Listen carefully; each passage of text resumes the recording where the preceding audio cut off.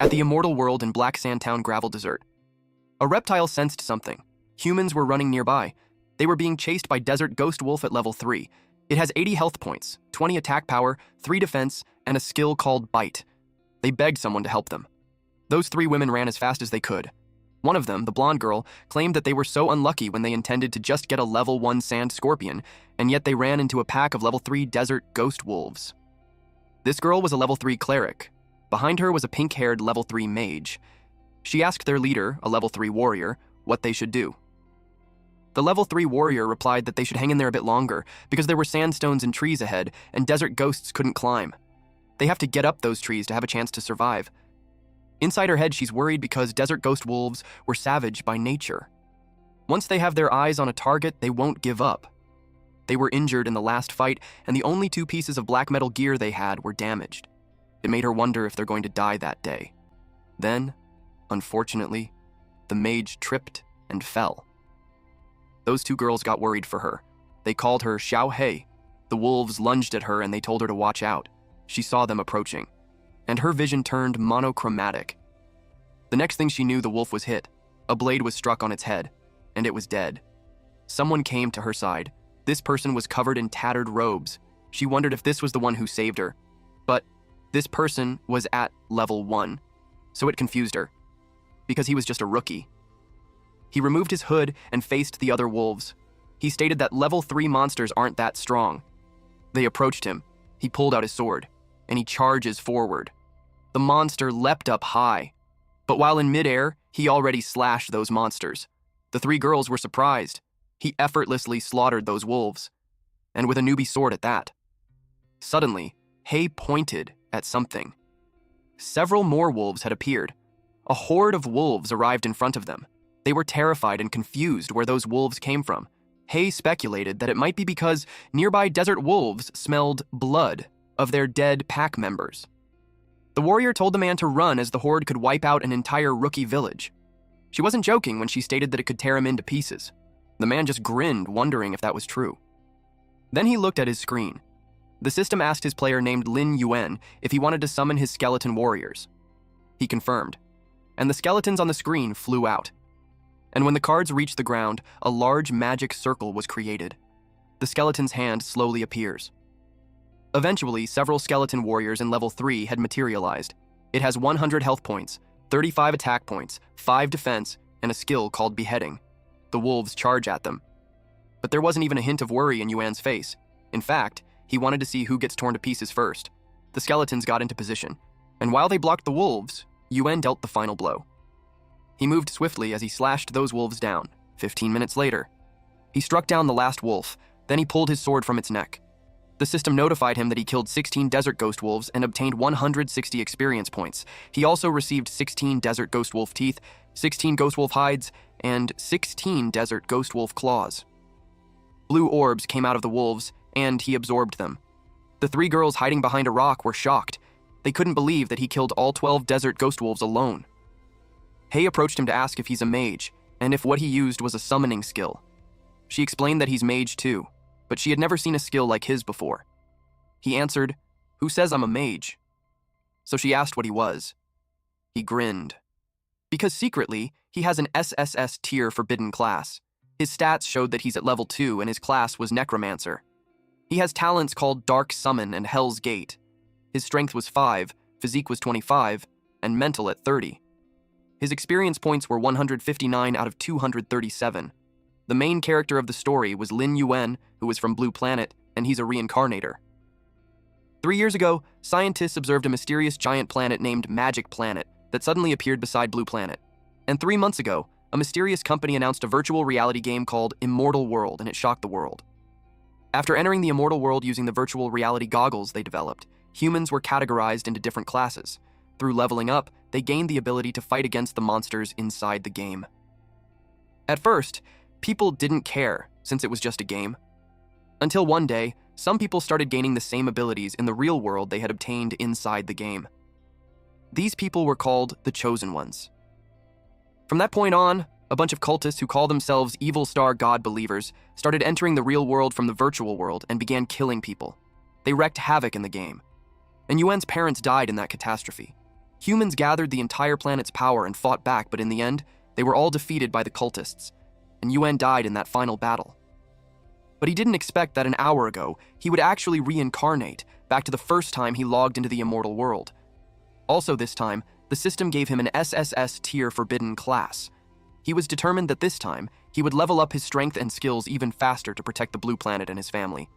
He crouched down near the wolf. He placed his hand over it and absorbed something from them. The system asked him if he wanted to use a dark summon on desert ghost wolf corpses. He replied yes. That made the wolf stand up. The class's special trait gave him a warrior-like physique, but still having the ability to use the dark summon, he can turn monster corpses into zombies who could fight in his place. The zombified monsters not only inherit their previous levels and skills, they also obtain a new skill called Body of Death, which makes them immune to most negative effects. The wolves became ghost wolf zombies. Yuan had another talent called Hell's Gate. It can be used to keep monsters reincarnated using his dark summon, and the storage quantity increases along with his level.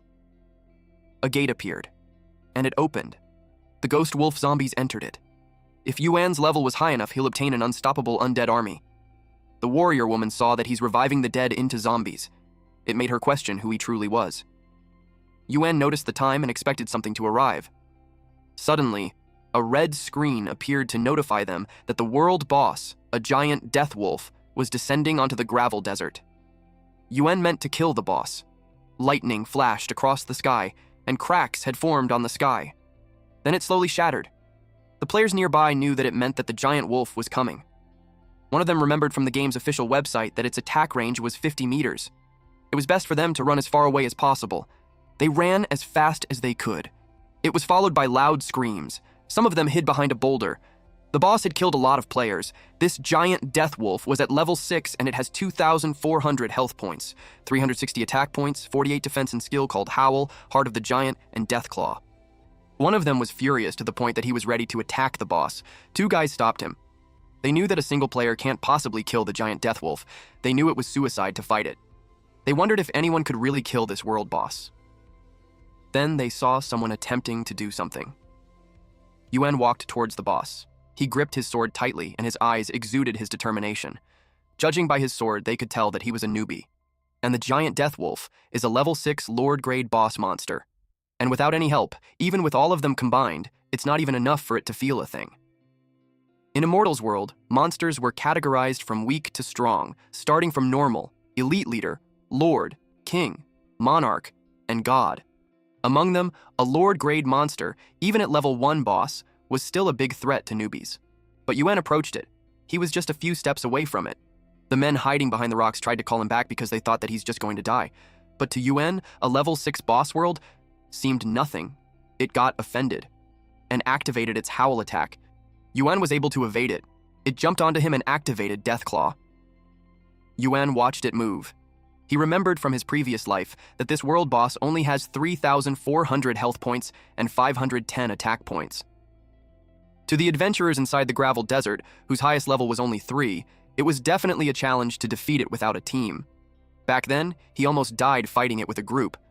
But now that he reincarnated, having survived countless near-death battles, he's no longer the same person as before.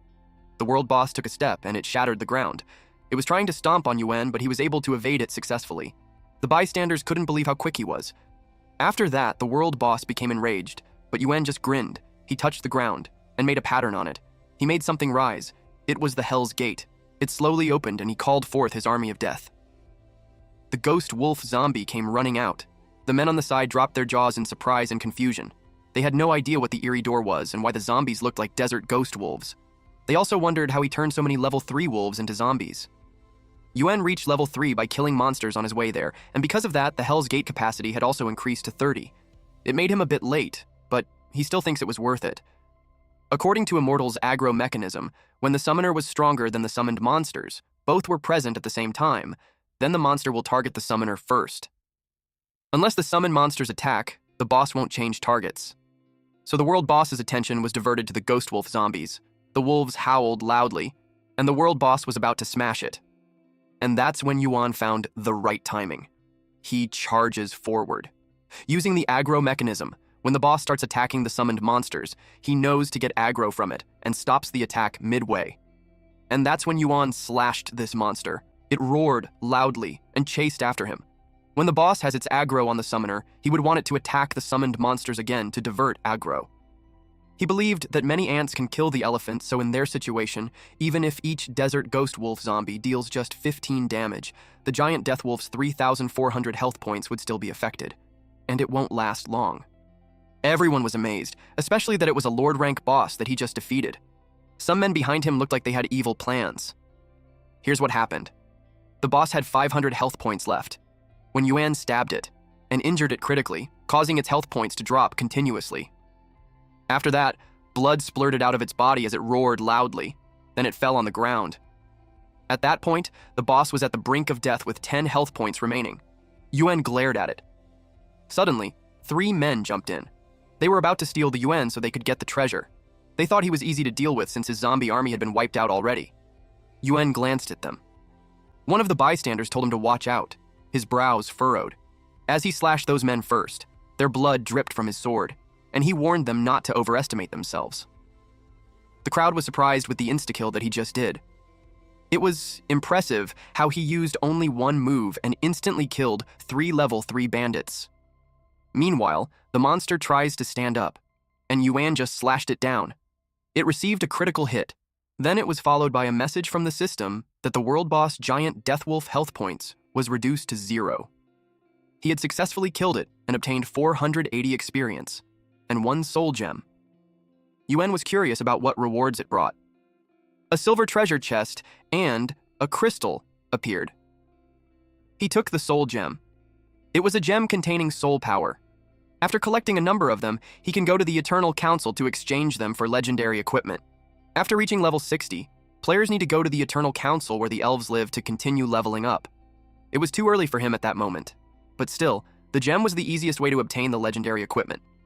Immortal's equipment rank was divided from low to high, starting from blank, black iron, bronze, silver, gold, dark gold, epic, legendary, and mythical. Rookie players usually only have black rank equipment and rarely get black iron equipment. 2 hours ago, based on his experience in his previous life, he manipulated 2 skeleton warriors to lure away the elite rank black sand lizard. Then he got a chance to open the bronze chest that they were guarding, and the black lizard robe inside was bronze rank equipment. The black lizard robe in bronze is a cloth armor which increases defense by +30, mind +10, and agility +10. The system notified him that he was the first player to kill the world boss and obtain the title Hunter. After equipping this title, the attack power increases by 10%, critical attack chance increases by 10%, and spell damage increases by 10%. In the immortal world, different titles can add different attributes or special status to players, so the bonus effect of this title was beneficial. Since he's the first player to kill the world boss, he obtained a reward. A silver chest appeared. It contained several items. The first was the silver moon sword in silver rank. This sword has moonlight energy, plus 100 attack power, and plus 10 agility. He also received a silver rank Eye of Death accessory that increased mind plus 40. It also gives an additional skill called Corrosion Ray Level 1, which causes speed damage of corrosion damage to the target enemy by 200%. Then there's the Recovery Potion, which immediately restores 20% health points and mana upon use. Another item he received was Scroll Level 1, which increases skill proficiency points after use. And lastly, there was the Monster Essence. This essence was dropped by a powerful monster and can be used to make potions or can be taken directly. After taking it, he would gain either strength, physique, agility, or mind attributes by 10 points. He was happy with the great harvest that he had. In addition to that, the system calculated his experience points to update his player data. The result wasn't bad. He increased from level 3 to level 4 max. Each level up gives him 5 free attribute points, 3 points for mind, and 2 points for strength. With this increase, his stats window now showed that he's at level 4 with a hidden profession called Necromancer. His talents were Dark Summoning and Hell's Gate. His strength is 10, physique 10, agility 25, mind 35, and his current experience was at 52/779. He was happy with his level up. His attributes then became the highest among all players in Gravel Desert. He noticed, though, that his Hell's Gate was at 0/40. In addition, although all the zombie ghost wolves were sacrificed in the battle, after he leveled up, the Underworld Gate became larger, enough to accommodate 40 zombie monsters. The system prompts if he wants to use Dark Summoning on the giant Death Wolf. He replied yes. The giant Death Wolf opened its eyes. Then it stood up. It looked mighty and fierce. Its complete stats showed that it was at level 6 with 2,400 health points, 360 attack power, 48 defense. Its skills were Evil Wolf Howl, Heart of the Beast, Death Claw, Undead Body, Wrath of the Undead. The Evil Wolf Howl causes damage equal to attack by 400% to surrounding enemies and stuns them for 5 seconds. The Heart of the Beast increases health points by 100. The Death Claw increases attack power by 150. And the Wrath of the Undead gives allied units 10% critical attack chance by 20%. Just as he expected of the world boss, it has both AoE damage skill and excellent crowd control capabilities. After becoming a zombie, other than Undead Body, there's another skill called Wrath of the Undead. With the help of this giant death wolf, he can quickly replenish the zombies in the underworld gate. The crowd who watched him from the sides whispered that he was scary for turning the world boss into a zombie monster too. They watched as the world boss entered the gate. Yuan noticed them, which made them hastily hide behind the boulder. Despite being out of sight, he could tell that they were just there. After the 3 bandits were killed, they actually dropped a black iron sword, which was a good weapon for low-level players, but he already has the Silver Moon sword. He took it, then he walked towards the boulder. The players panicked as he approached them with the sword. They were scared that he would kill them to make them drop equipment. If that was the case, it was too late for them, because they wouldn't be able to escape. Yuan approached the man whom he saw shouting earlier. The man trembled in terror and couldn't answer. Unexpectedly, Yuan gave him the sword. The man was surprised. Yuan just thought that it would be of use to him, then he left. The crowd was in shock. They couldn't believe that he gave him the sword. And on top of that, it was a black iron rank sword worth tens of thousands. 10 minutes later, Yuan felt a strange sensation. Like an electricity zapping him. His gaming gear had turned red. Just as he expected, the helmet had insufficient battery, so he came back to reality. With that happening, it made him want to quickly earn money to buy the game pod. He removed the helmet. Immortal World was a hyper-realistic holographic game that was divided into multiple login areas based on country. In addition, each login area also contains different game kingdoms for players to choose from. Like the Elpad district where he lives as an example, there were 4 countries. There was the West Desert Ancient Country, Southern Empire, Northern Hades Empire, and Tidal Island. When he signed up, he was given the liberty to choose his place of birth, and living his life again, he made the same choice in his previous life. He chose the West Desert Ancient Country. Before he died, he discovered a secret. In the moment of catastrophe where monsters wreaked havoc, everyone begged to be saved. And there was him, laying on the shattered ground, grave injured and almost lifeless. When a man in a robe appeared, he saw him. The man floated in the air, and behind him were several women with angel wings. The man had yellow sapphire. It was the emblem of the West Desert Ancient Country Guild. There he learned that the first believer of the Starry Sky evil god was a human player. He remembered that the first believer was the key figure in finally summoning the evil that got to descend on Earth. There are still 3 years before the evil god descends, and if he can get rid of him during that period, then he might be able to prevent the tragedy from happening again. But his only clue was the badge. Only guilds in the main city of West Desert have yellow sapphire. The condition for grading to the main city was to reach level 10, and if he wanted to find out the details of this rat, he had to level up as fast as possible. That's when he remembered something. He took out the card, as he was curious if he could really summon the skeleton card. Some players in the Immortal World can bring the power in the game back to the real world for use as soon as they enter the game. They were called the Chosen One, or also known as the Child of Destiny. Each of them has a powerful hidden profession and extremely high luck. They were the main fighting force against the evil gods in the later period. In Yuan's previous life, he only brought out his in-game ability to the real world when the disaster on Earth broke out. But this time, he got it earlier. Which led him to conclude that the necromancer profession wasn't normal. He just doesn't know how different it was from the other chosen ones. His thoughts were interrupted when someone knocked on the door. Because it was about time. His parents were at the dining table. Then, he served them fancy dishes. At first, they were overwhelmed at first, but they chose to accept that rare gift from him. While watching them eat, he thought about how it's a common characteristic of human beings to only realize the significance of something once they have lost it. Then, they would seek to make amends. In his previous life, he was muddle-headed and indifferent to ordinary ways. Back then, his parents were worried that he continues to be addicted to games, and it will lead to his life being ruined. They knew he would be unhappy. And when the disaster robbed him of everything he had, it was only then that he realized that he was so ignorant back then. He experienced great pain back then. So now they enjoyed a good meal on a Sunday. He asked if Xiao Tan wasn't coming home to eat. His mother replied that Tan was preparing for a mock exam, so she brought her lunch to school. Then she asked him to bring her some food later since she almost never had freshly cooked ones. She was truly happy because she never expected him to learn how to cook, and the chicken wings he made were so delicious. She hogged all of them and her husband let her. His father was slightly surprised when he placed a chicken on his plate. Then they told them that he will learn to cook other dishes. After hearing that, both of his parents were in a daze. They were touched by his gesture. After that, Yuan started to train. It is to better control the power brought by the game so that in the future, he would have a strong physique enough to support it. He ran and did boxing. He even went 50 meters in 5.5 seconds. It wasn't bad, but he still wanted to improve. He checked his wristwatch and realized that it was time for him to go back. Inside the game, Yuan entered the gravel desert. A bird flew by. It hovered over him. Then he noticed it charging towards him. This was a howling bird at level 2. It has 40 health points, 20 attack power, 2 defense, and a skill called Peck. He slashed those birds to death. The system notified that he killed 3 howling birds, which gives him 15 experience points. He wasn't pleased that it was only 15 experience points. Then he noticed something. It was because of the birds that he made as his follower that several ferocious wolves appeared. Just as he expected, the birds were one of the favorite prey of the desert ghost wolf, and it attracted such a large pack of wolves all of a sudden. He took out a potion and drank it. It was a monster essence which increases all his attributes plus 10. The wolves attacked, and he treated this encounter as a warm-up.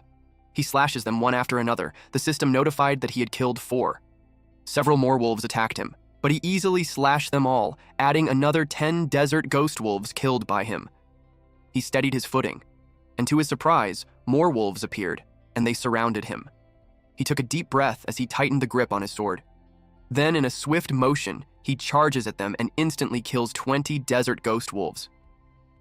He went on and killed another 30 of them. The system notified again that he had killed 40 desert ghost wolves. Because of that grind, he leveled up to level 5. The Hell's Gate opened, and the wolves made their way into it. With that, he had replenished the zombie beasts that he lost before. At level 5, his Hell's Gate was now at 50-50. His strength was 22, physique 20, agility 45, and mind 48. His current experience level was at 38 out of 1,252. After drinking the monster essence to improve his 4 main attributes, his combat should allow him to fight elite monsters of the same level alone. Now, he's off to find something else. At the Black Sand Town, Yuan visited someplace. He stood at the door. Eventually, he opened it. A drunk man asked who it was. This person was Kun Shi, a Black Sand Town mage instructor. He told him that he came to learn some skill. In Immortal, skills were usually obtained by killing monsters and obtaining skill books dropped from treasure chests. Other than that, each profession will have its corresponding newbie professional mentor who was responsible for teaching. In his past life, Kun Shi was his mage instructor. Yuan was a mage in his past life. The necromancer was a forbidden profession, so unfortunately, he knew little about it in his previous life. But from the perspective of combat style, it can also be considered a mage-type profession. Before accruing the exclusive skills of necromancer, he knew he should learn more of the general skill of a mage first. He expressed to Shi that he wanted to learn soul fire, healing, and invisibility. Shi replied that it's easy if he has the money. He threw a pouch filled with money at him. Shi saw the silver coins inside. Immediately, he created an orb of light in his hand while telling the young man to work hard, as the glory of mage will shine brightly on him. With that, the system congratulated Yuan for obtaining the mage profession. He learned Soulfire in Black Iron, level 1. It causes mage damage by 100% in exchange for spending 10 mana. It has a cooldown of 10 seconds, but his proficiency was at 0 out of 100. The next skill he learned was Heal in Black Iron rank, level 1. When Heal was casted on a target, it recovers 10% health points, but it also costs 10 mana. It has a cooldown of 3 minutes, and his proficiency was also at 0 out of 100. And the last skill he learned was Invisibility in Black Iron rank, level 1. With it, he could enter stealth mode for 5 seconds, but using it costs 10 mana. It had a cooldown of 3 minutes and proficiency of 0 out of 100. He thought about it, and with Soulfire, his long-range output was ensured. Then Healing can heal himself and his teammates, and Invisibility can be used to save his life during an emergency. But those were just 3 basic moves, and if he wants to learn advanced skills, he will have to find more resources. He decided to grind even more. So he went to the Black Sand Town east side at the Black Sand Mountain. The system congratulated him for discovering the kobold mine. Kobolds are monsters of around level 5 and they live in nearby crypts and caves. They have a keen sense of smell and can find enemies in the dark. They like to sneak attack and are very cunning. There's usually 100 of them in one group, and whether in terms of quantity or level, kobolds were currently the most suitable for him to level up with the zombie army. He drank the potion that he bought from an NPC merchant half an hour ago. It is a night vision potion, which provides players with a 3-meter radius of vision in a dark environment, and it lasts for 30 minutes. Other than grinding level, he planned to use the kobolds to grind his skill proficiency for his skills invisibility and soul fire, and to also open some chests. He ordered his wolves to lead the way. He had a torch with normal fire to illuminate a radius of 5 meters. They entered the cave. 15 minutes later, they were still going deep inside, but Yuan was fully alert. They heard some sounds. It made him throw the torch forward. It illuminated the area. Then it revealed some red eyes. It was from the kobold miners. They are at level 5 with 120 health points, 30 attack power, 6 defense, and skills called dig and smash. The kobold miners attacked the wolves. Finally, Yuan found what he was searching for. A loud explosion made the pole fall. Yuan instructed his wolves to kill all the kobold miners. Naturally, the kobold miners fought back, but they were no match for Yuan, who killed several of them in a single slash. He also activated his skill called Smash, and in one swift move, he had killed 8 kobold miners. He knew that those monsters weren't great fighters, but he might want to dodge their shovels. Several kobold miners charged towards him. He activated his invisibility skill, and it made the kobold miners confused. He suddenly appeared behind them and chopped off their limbs. He got another notification that he killed 20 of them. He landed at the edge of the cliff and watched those kobold miners fall. Yuan was pleased that his proficiency for invisibility has also increased, but he also noticed that the attributes of those ordinary kobold miners were still too weak, so grinding them to level up makes it slow. He turned them into his own. They became an undead kobold miner at level 5. Their stats and skills stayed the same, except for a new skill that they gained, which was called Undead Body. The smash attack causes damage to a target not exceeding 5% of the health points. Yuan told them that they will replace the undead ghost wolves and made them go forth. He was looking for the boss in the area. They passed through an alleyway, but Yuan eventually stopped on his tracks, because there were so many paths to take in front of him. He noticed something on the ceiling. There were patches on it. That's when he found what he was looking for. He released a green flame that burns the slime-looking patches on the roof. Unbeknownst to him, someone watches him, and it charges from behind. It was a large red kobold with a whip. Yuan wasn't alarmed, though. This creature was called the Kobold Overseer, an elite monster at level 6. It has 350 health points, 100 attack power, 10 defense, and skills such as dig and whip. It said that since ancient times, the weak have been prey to the strong. It believed in the immutable law of survival in the natural world. Eventually, the predator was destined to become prey in the end, because absolute danger lurks for it in every corner and at all times. The Kobold Overseer threw its whip on the ground, which caused dust and smoke to rise. The dust limits the visibility in the area. In that natural world, there are cases where the hunter may disguise themselves as prey and attack stealthily, and it was the exact same moment that Yuan was in. He got a hold of the whip. Despite it being thorny, he gripped it. The Kobold Overseer fell for his trap. He tugged at the whip, which pulled the Kobold Overseer, and then he moved it so the Kobold Overseer would crash on the ground. The monster immediately stood up, but it was caught off guard again, because in an instant, Yuan had slashed it. With that, the kobold was defeated. Blood splurted out from several cuts in its body, and then it fell. Yuan heard growling noises, and when he checked, it was from a horde of kobolds.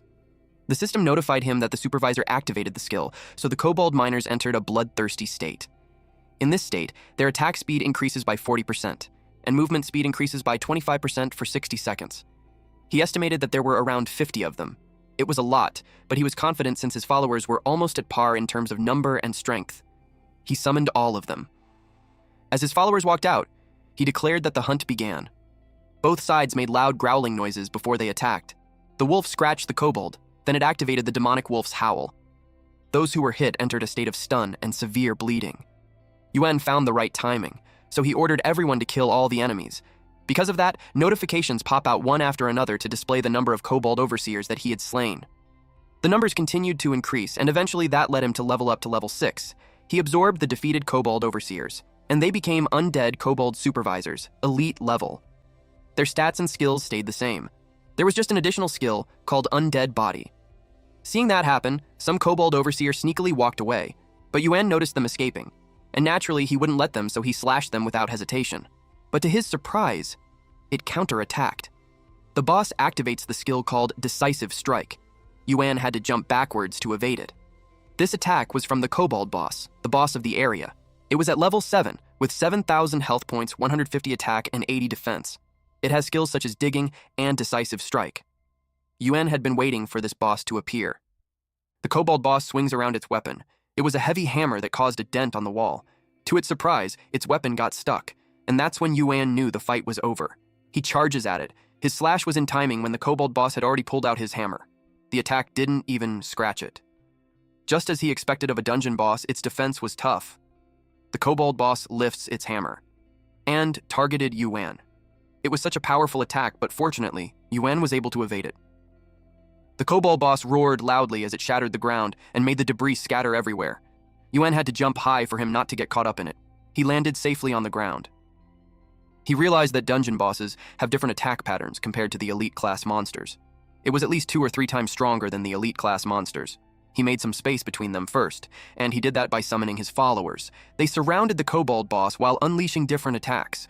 The kobold overseer used whip attack, the kobolds used smash attack, and the wolves used howl. To counterattack, the kobold boss used a heavy attack on them, and it triggered a critical strike. Yuan instructed them to charge forward. So the wolves jumped on the kobold boss and bit it on different parts of its body. The skill Wrath of the Undead was activated, so their attack power was increased by 10% and critical hit chance by 20%. So when they bit the kobold boss again, it felt an immense pain that made it groan loudly. The wolves held its ground. While Yuan activated the spirit flame, he unleashed several green flames towards the kobold boss. It was because he knew that the kobold boss has low magic resistance.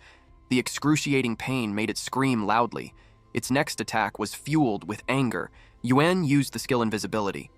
He went behind it to strike at its exposed parts. He stabbed its nape. His sword pierced deeply, and it made the kobold boss groan in pain. And immediately it swings its hammer. Yuan stepped away as he called one of his followers. The wolf jumped high and fetched him midair. He grabbed onto its coat as they keep distance from the kobold boss while the other wolves attack it. At this point, the kobold boss's armor was gone, so Yuan saw it as the perfect chance. He made several fireballs and unleashed it towards the kobold boss to kill it. It caused a huge explosion, and the kobold boss was engulfed with fire. The kobolds rallied together. But for Yuan, it was easy to defeat them. His followers attacked it, and several notifications of the successfully slain kobolds appeared continuously. One of them sneaked away, but to its surprise, Yuan had blocked its path. He won't let them escape. He pulled out his sword.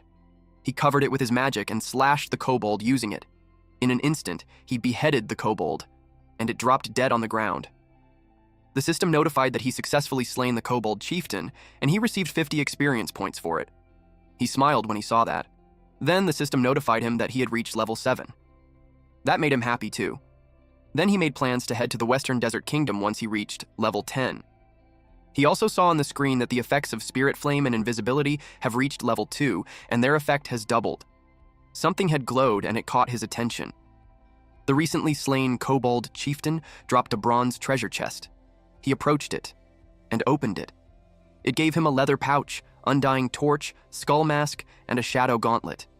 He used the hound leather pouch, which gave him 20 gold coins.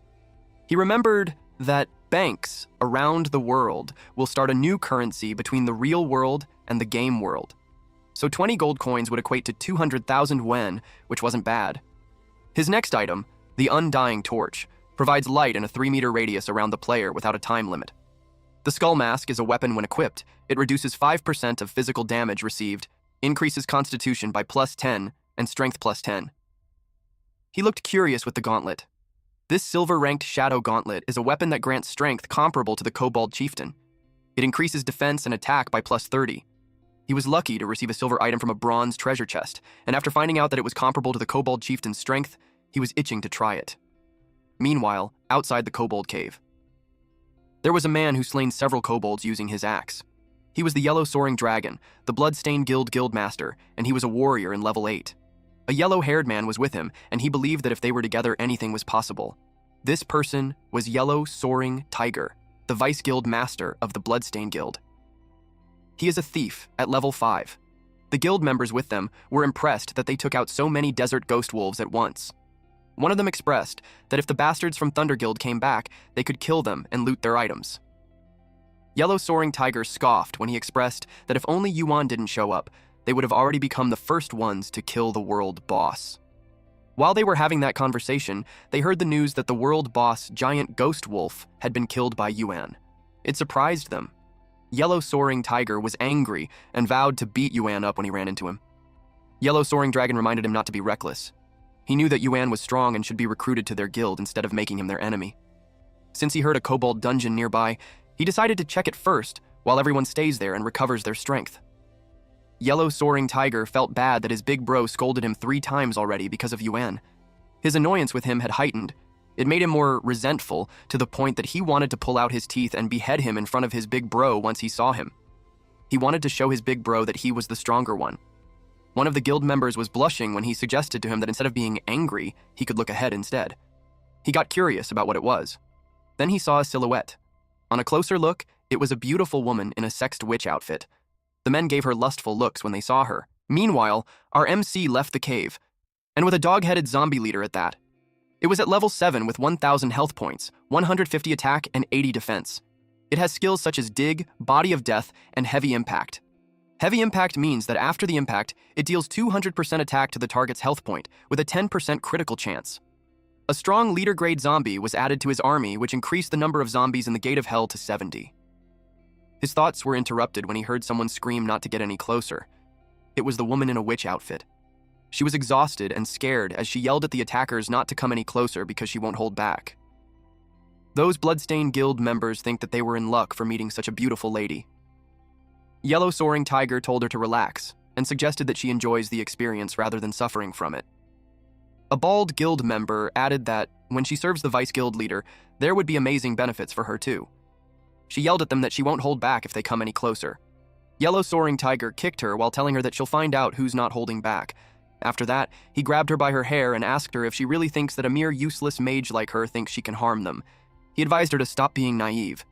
Then he challenged her to give her best shot if she hasn't given up yet. He pinned her on the ground. He had this pervy expression as he encourages her to struggle even more because it makes him even more excited. He started ripping out her clothes, which made her scream loudly. He didn't expect that a fist would land on his cheek and make him lose teeth. A well-deserved punch, I guess. Yuan had the gauntlet equipped on that hand. It sent Yellow Soaring Tiger flying in the opposite direction. The guild members turned pale upon seeing that. He crashed with a powerful impact, and it left him heavily injured. Yuan was pleased with the gauntlet. He realized that it was more handy than he thought. One of the guild members ran to contact the guild leader at once, while the other 2 asked who the attacker was. They told him he's dead for insulting the Bloodstained Guild. Yuan just glared at them. Yuan was aware that the Bloodstained Guild was the first guild in the Black Gravel Town during the early days of the Immortal World. Most guild members were red-named players who committed all kinds of evil. He could recall their creepy appearance that screams how dangerous they were. Red names players were players who commit acts such as theft, robbery, and murder. They were players whose evil gauge reaches 10, as judged by the system. Although the evil god hasn't invaded, players killed inside the game don't die in the real world. But the equipment drop and the level decrease will still cause players a huge amount of loss. He asked them if they were all from the Bloodstained Guild. In his previous life, those rats had caused trouble for him. Those men were confused. But they act arrogantly as they replied that, yes, they boasted that they were the #1 guild inside the Black Gravel Town. And they assumed that Yuan was getting scared after offending their vice guild leader. They told him that it was too late to apologize, and they suggested that he cut off both of his arms and kneel down like a dog. In one quick movement, Yuan had slashed them both, and their arms fell on the ground. They screamed out loud as the blood gushed out of their chopped limbs. Yuan told them that he'll help them keep both of their arms, but as for their barks, they should save it for when they're bound to hell. The woman was surprised at how strong Yuan was. A few moments had passed when Yellow Soaring Tiger gained consciousness. He drank a regeneration potion which regenerated 20% of his health points and mana. He was so furious. His murderous intent exudes from his body. Back to our MC, 2 men arrived. It was the guild member who fetched the president. Yuan glanced at them. The guild member ratted that the kid almost killed the vice leader. Yellow Soaring Dragon asked who he was. But when he saw him, it made him stop. He saw those cold eyes and remembered a rumored guy. Then he noticed the sharp sword like moonlight itself that could cut through anything, plus the crushing pressure just from him standing there. The guild member urged him to show what he can do. After that, he taunted Yuan. Yellow Soaring Dragon sensed the pressure and recognized the sword, likely a drop from the world boss. It made him think it was Yuan. He's so annoyed at his dumb guild members for annoying him. In his head, he called them a bunch of losers. Yuan asked him if he's the guild leader of the Bloodstained Guild. Yellow Soaring Dragon didn't want to lose his dignity, which made him think that the fight was unavoidable. He charged at Yuan. The woman covered Yuan's back while telling him to watch out. It was because she saw Yellow Soaring Tiger attacking at the same time, too. This man was intent on killing him. Yellow Soaring Dragon claimed that angering them would be the dumbest decision in this kid's life.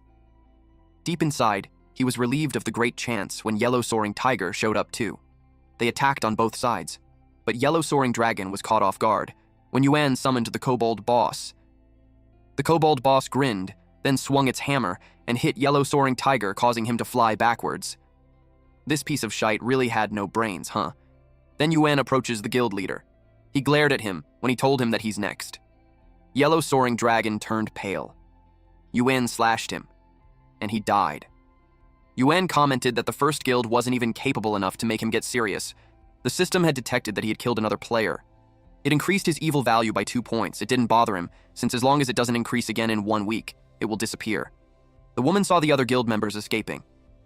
She asked them if he's going to chase them. He replied that they're just minions, so there's no need for that. He approached the dead body of the vice leader. He grabbed the loot, which was an explosive battle axe in silver grade. This is a weapon wherein when hitting a target, it releases an explosion, dealing area damage to the target. It increases attack by plus 40 and strength by plus 30. He also received the Dragon Teeth Crossblade silver grade, wherein when hitting a target, it releases flame and deals continuous burning damage. It also increases attack by plus 40 and strength by plus 30. Next was the Thorn Dagger bronze grade, where it increases attack by plus 15 and agility by plus 20. The attributes weren't bad. He can either use them or sell them for a good price. The woman approached him and thanked him for saving her. Then she asked for his name. He thought about it and replied that one day she'll see his name on top of the global top 10 combat power leaderboard. That overwhelmed her. He left, and she tried to follow him while screaming that nobody wants to see some stupid leaderboard. She wants him to carry her instead. At Howling Desert, a monster appeared from the sand. It was called the Howling Thunder Scorpion. It was at level 6, with 400 health points, 110 attack, 20 defense, and its skill was Paralysis Thunder. Yuan crouched as he pulled out his sword. He charged at it and slashed it. He targeted its pedipalps and chopped it off.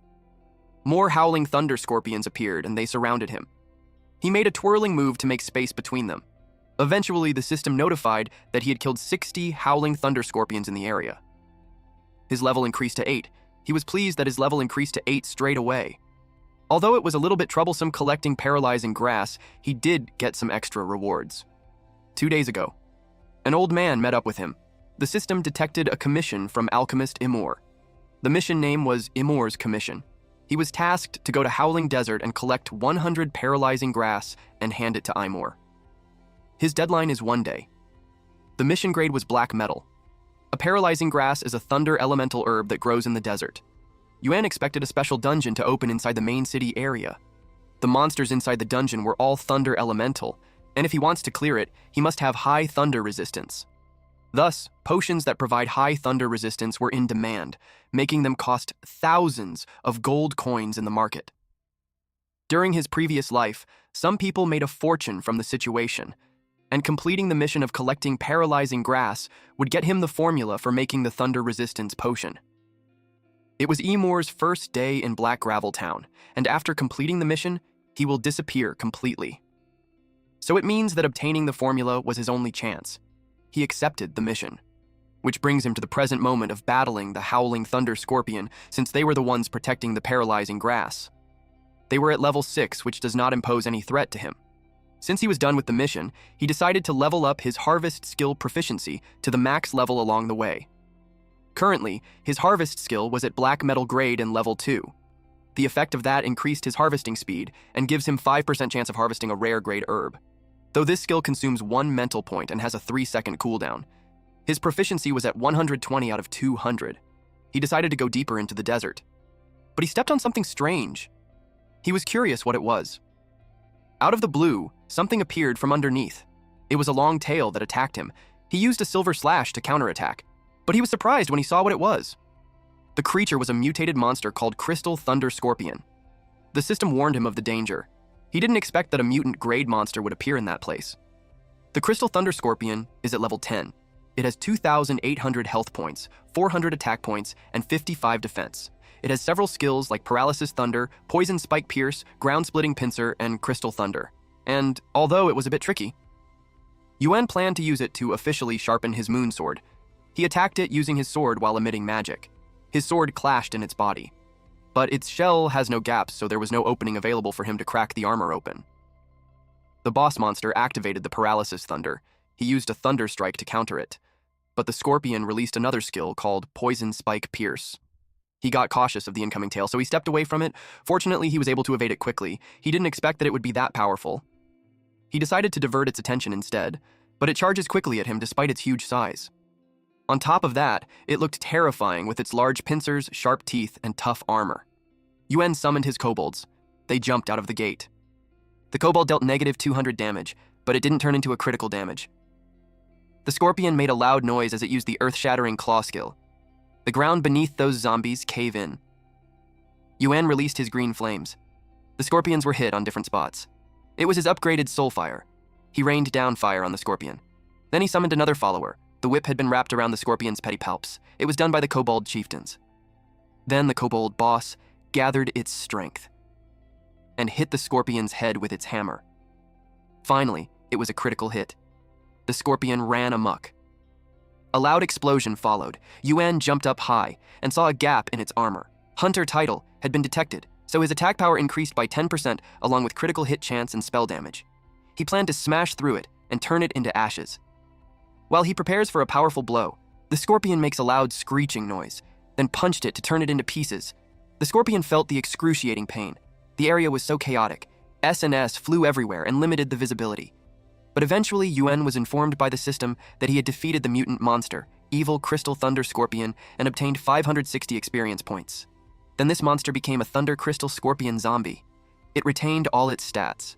The system gave a detailed description of its skills. First is the Paralyzing Lightning technique. It was a lightning attack with 1 second paralysis. Then there's the Penetrating Poison Sting, in which attacks using Stinger with an added 10 points of poison damage. Another skill was Earth-Shattering Strike. After attacking, it deals 250% of attack damage to the target. And lastly, the Crystal Thunderstorm, which shoots crystal fragments at the surrounding area, causing 100% of attack damage. Yuan noticed that several scorpions were approaching him. They run towards him really fast, and they surrounded him. But to him, their timing was perfect. He wanted to test out his new pet. Thunder Crystal Scorpion Zombie activated Crystal Thunderstorm. Using that single skill, several scorpions were damaged all at once. Yuan joined the battle too. He hit the vital points of those scorpions. And he does it continuously. His sword pierces through the gaps in their armor, defeating all those scorpions. The corpses of those scattered on the ground as the system notifies him that he reached level 10.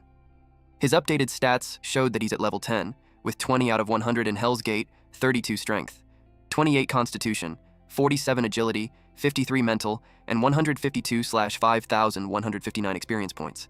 He felt good after leveling up twice. He also received silver tier weapons. There was the lightning spear, foot guard, ring of paralysis, and Spectre's hand crossbow. All the loot he obtained from the treasure chest were silver tier, and selling them will definitely help in his family's situation. He watched the corpses.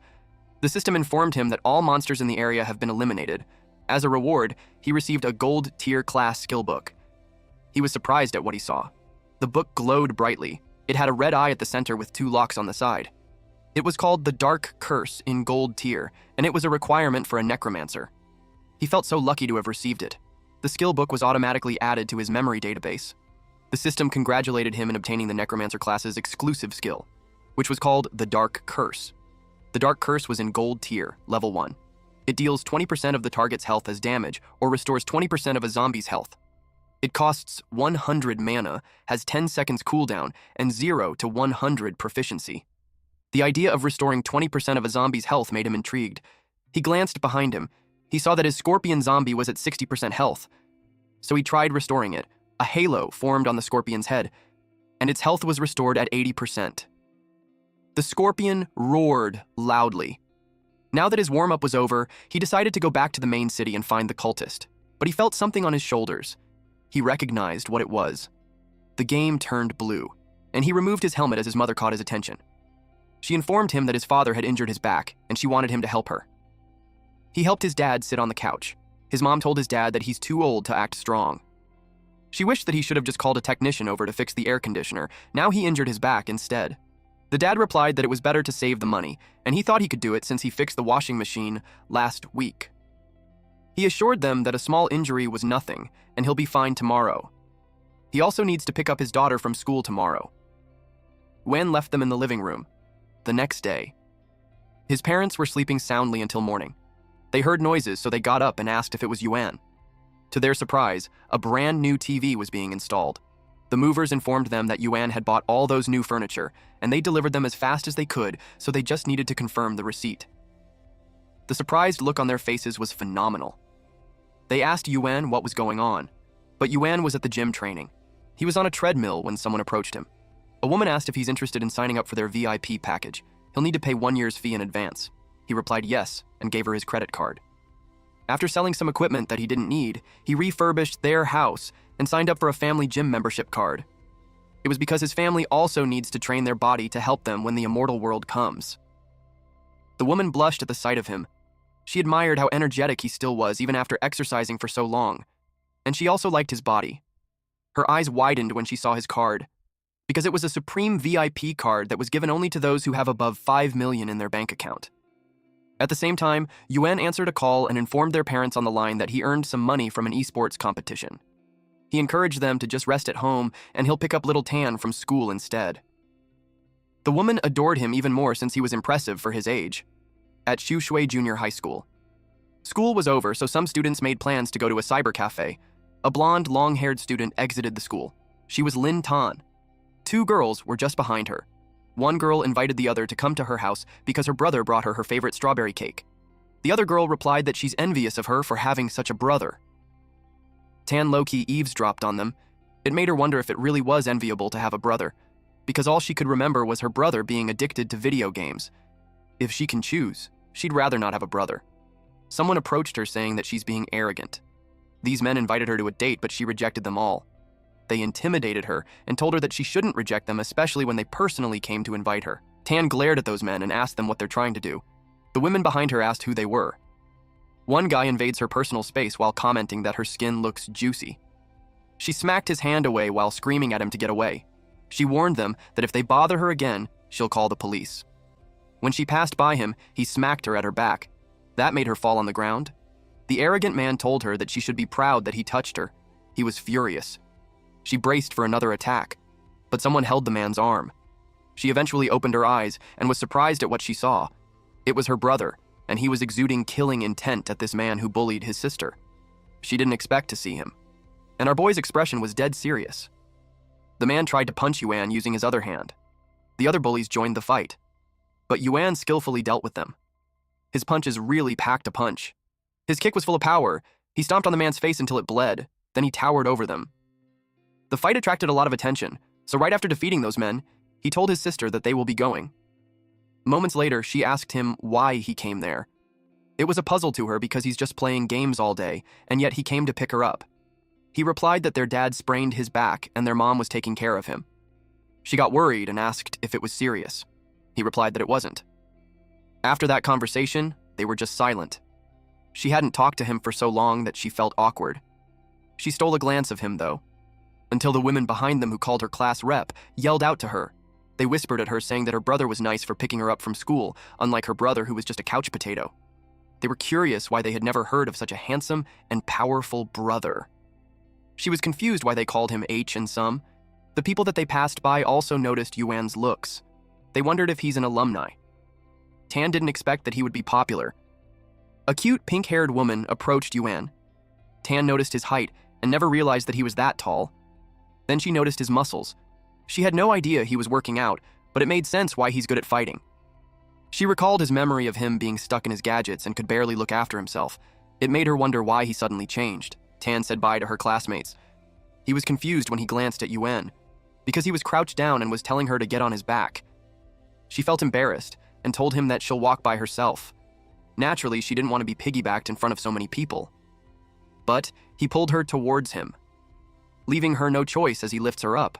He told her that her classmates already left, so she doesn't have to push herself if she can't walk. He thought she might have sprained her foot when she was pushed down earlier. She didn't expect that he'd find out. When they arrived home, he was still carrying her. Their parents saw them, and they had this worried expression on their faces. They still welcomed them back, though. After they ate, Yuan washed the dishes. His mother told Tan that he's like a different person now. His father agreed since he cooks, took care of the dishes, and even replaced the appliances in the house.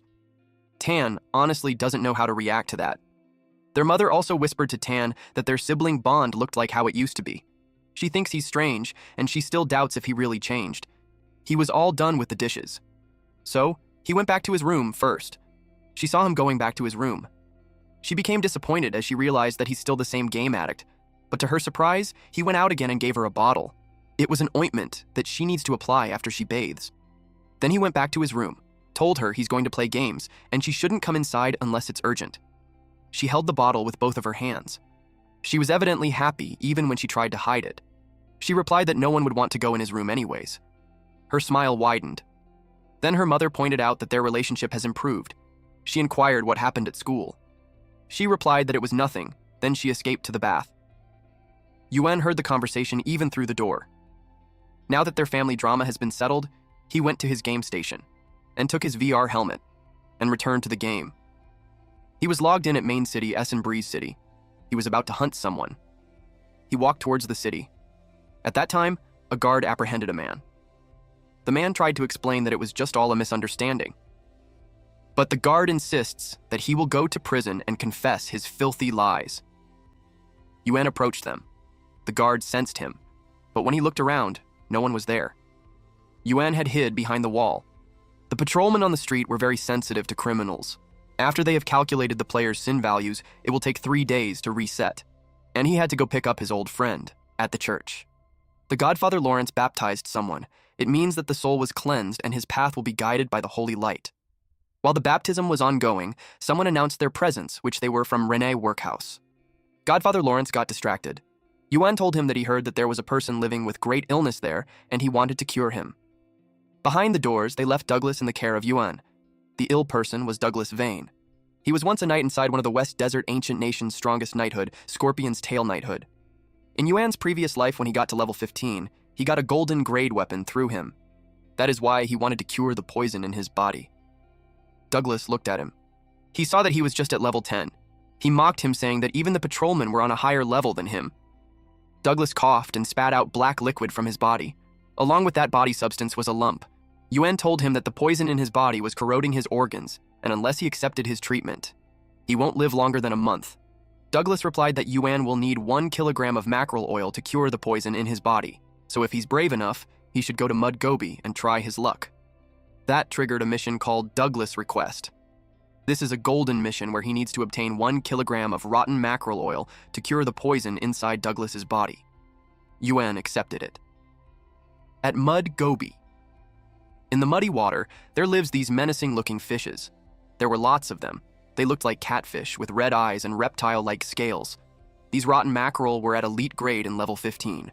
They have 3,500 health points, 500 attack, 45 defense, and skills like Tail Whip and Gill Curse. And their teeth were sharp. A guild targeted them. The rotten mackerel threw something at them, which caught them off guard, and several men fell on the muddy water. While in the water, 2 men got surrounded. The rotten mackerels activated Tail Whip, followed by a thundering roar. The blonde man lost his balance. The rotten mackerel took that as a chance to eat him. He accepted that he was doomed. So he just closed his eyes and braced himself. Unexpectedly, someone grabbed him and threw him out of harm's way. It was Yuan. Yuan let out a green flame that caught the rotten mackerel's attention, and he threw that green flame towards it and made it explode. Then he landed safely on the ground while dragging the blonde man with him. The blonde man couldn't believe that he was saved. He saw someone speedily pass by him. He called him his savior. Yuan attacked several rotten mackerel in the muddy water. He dealt negative 50 damage at each of them. It made those monsters angry. They started jumping out of the water, while roaring loudly. The blonde man screamed at his savior to watch out, but Yuan wasn't even spooked. He unleashed razor winds at them, and when he landed on the ground, he steadied his footing and took out his weapon. To him, they're simply just fish. So he charges at them and slashes them one after another. The blonde man witnessed it, and he couldn't believe that all 8 of them almost got killed just by one rotten mackerel, and yet Yuan injured 5 of them in just one attack. They acknowledged that he's strong, but just killing one rotten mackerel alone was impossible because those monsters' most powerful ability was their group attack skill. They turned pale at what they saw. The monsters released electricity from their body, and they were grouped up. It triggered green smoke that covers the whole area. But Yuan was alert. The system notified him that the rotten mackerel activated the group skill called Gill Curse. Enemies in range will be affected by the poison mist, chaos, hallucination, and debuffs applied. But Yuan refused to fall for those tricks again. Not in his current lifetime. He called the giant zombie wolf and made it use the skill Howl of the Hungry Wolf. It howled loudly, which stunned the rotten mackerels. Yuan saw the perfect timing to activate the sober mask, a single-use gas mask. Once he has it, he charges ahead. We went down on the muddy water and started slashing those monsters. They continuously received critical hits from him even when they tried to struggle. A pile of corpses keeps getting higher. One of the rotten mackerel bravely charges at Yuan, but it was too slow for him. He threw his sword at this rotten fish, and it released a powerful lightning as it pierced it. The blonde man was impressed. The mage beside him told him that it's too early to let his guard down, because when they checked, the rotten mackerel swarm was approaching. Yuan summoned his Thunder Zombie Scorpion. It activated the skill called Crystal Thunder. Then it let out several spikes. It caused a full-scale explosion. The spikes pierced through the monsters, causing them excruciating pain. One of the bystanders panicked because it didn't work as he expected because of the difference in levels and quantity, which made it difficult to kill them all in one shot. Yuan got out of the muddy water, then told them that it wasn't his plan to kill them all.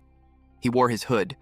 Then those men's eyes widened when they saw that the direction the scorpion aimed was at the stomachs of all female rotten mackerels. And to their surprise, the male rotten mackerels were attacking each other. It was such a gruesome combat with the rotten mackerels devouring each other. Whenever female rotten mackerels die or lay eggs, they release a huge amount of muscatone, which makes male rotten mackerels go into more rage and start attacking anything within its range. Yuan took advantage of their characteristics and made them kill each other. One of those rotten mackerels dived deep in the muddy water to gain momentum. Then it leapt out of the water to attack Yuan. It was about to eat him. They were confused when they saw this female rotten mackerel was the same size as the male. Yuan was waiting for this timing. He summoned the zombie ghost wolves, and they all bit that monster.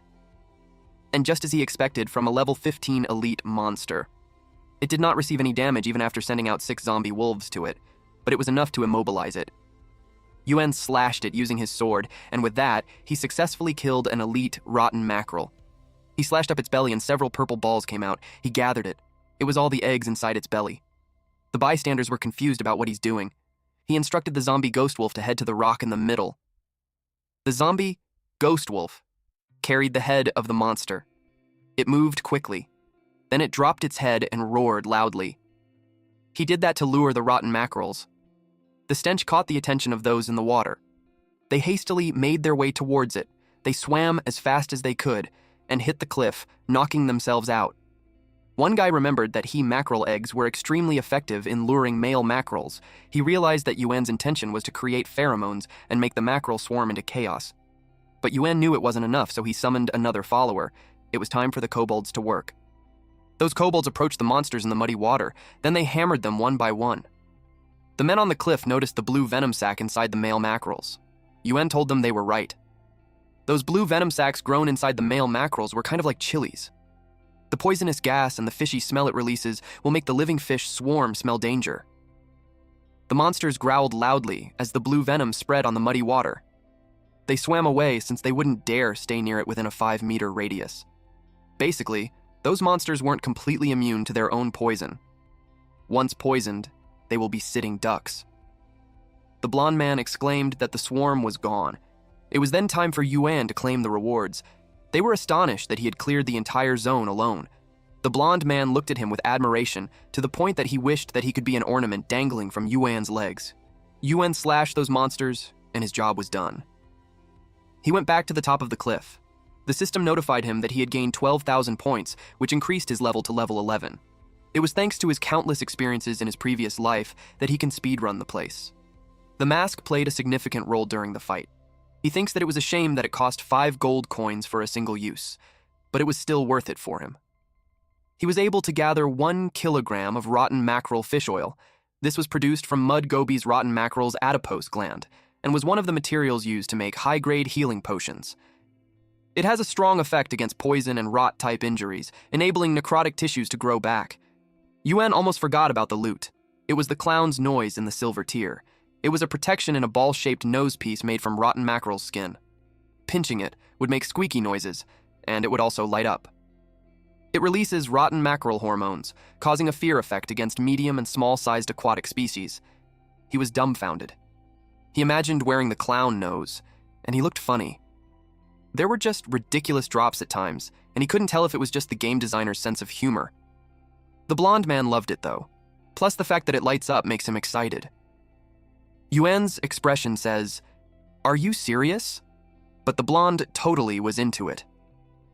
Yuan had to ask if he really liked that nose piece.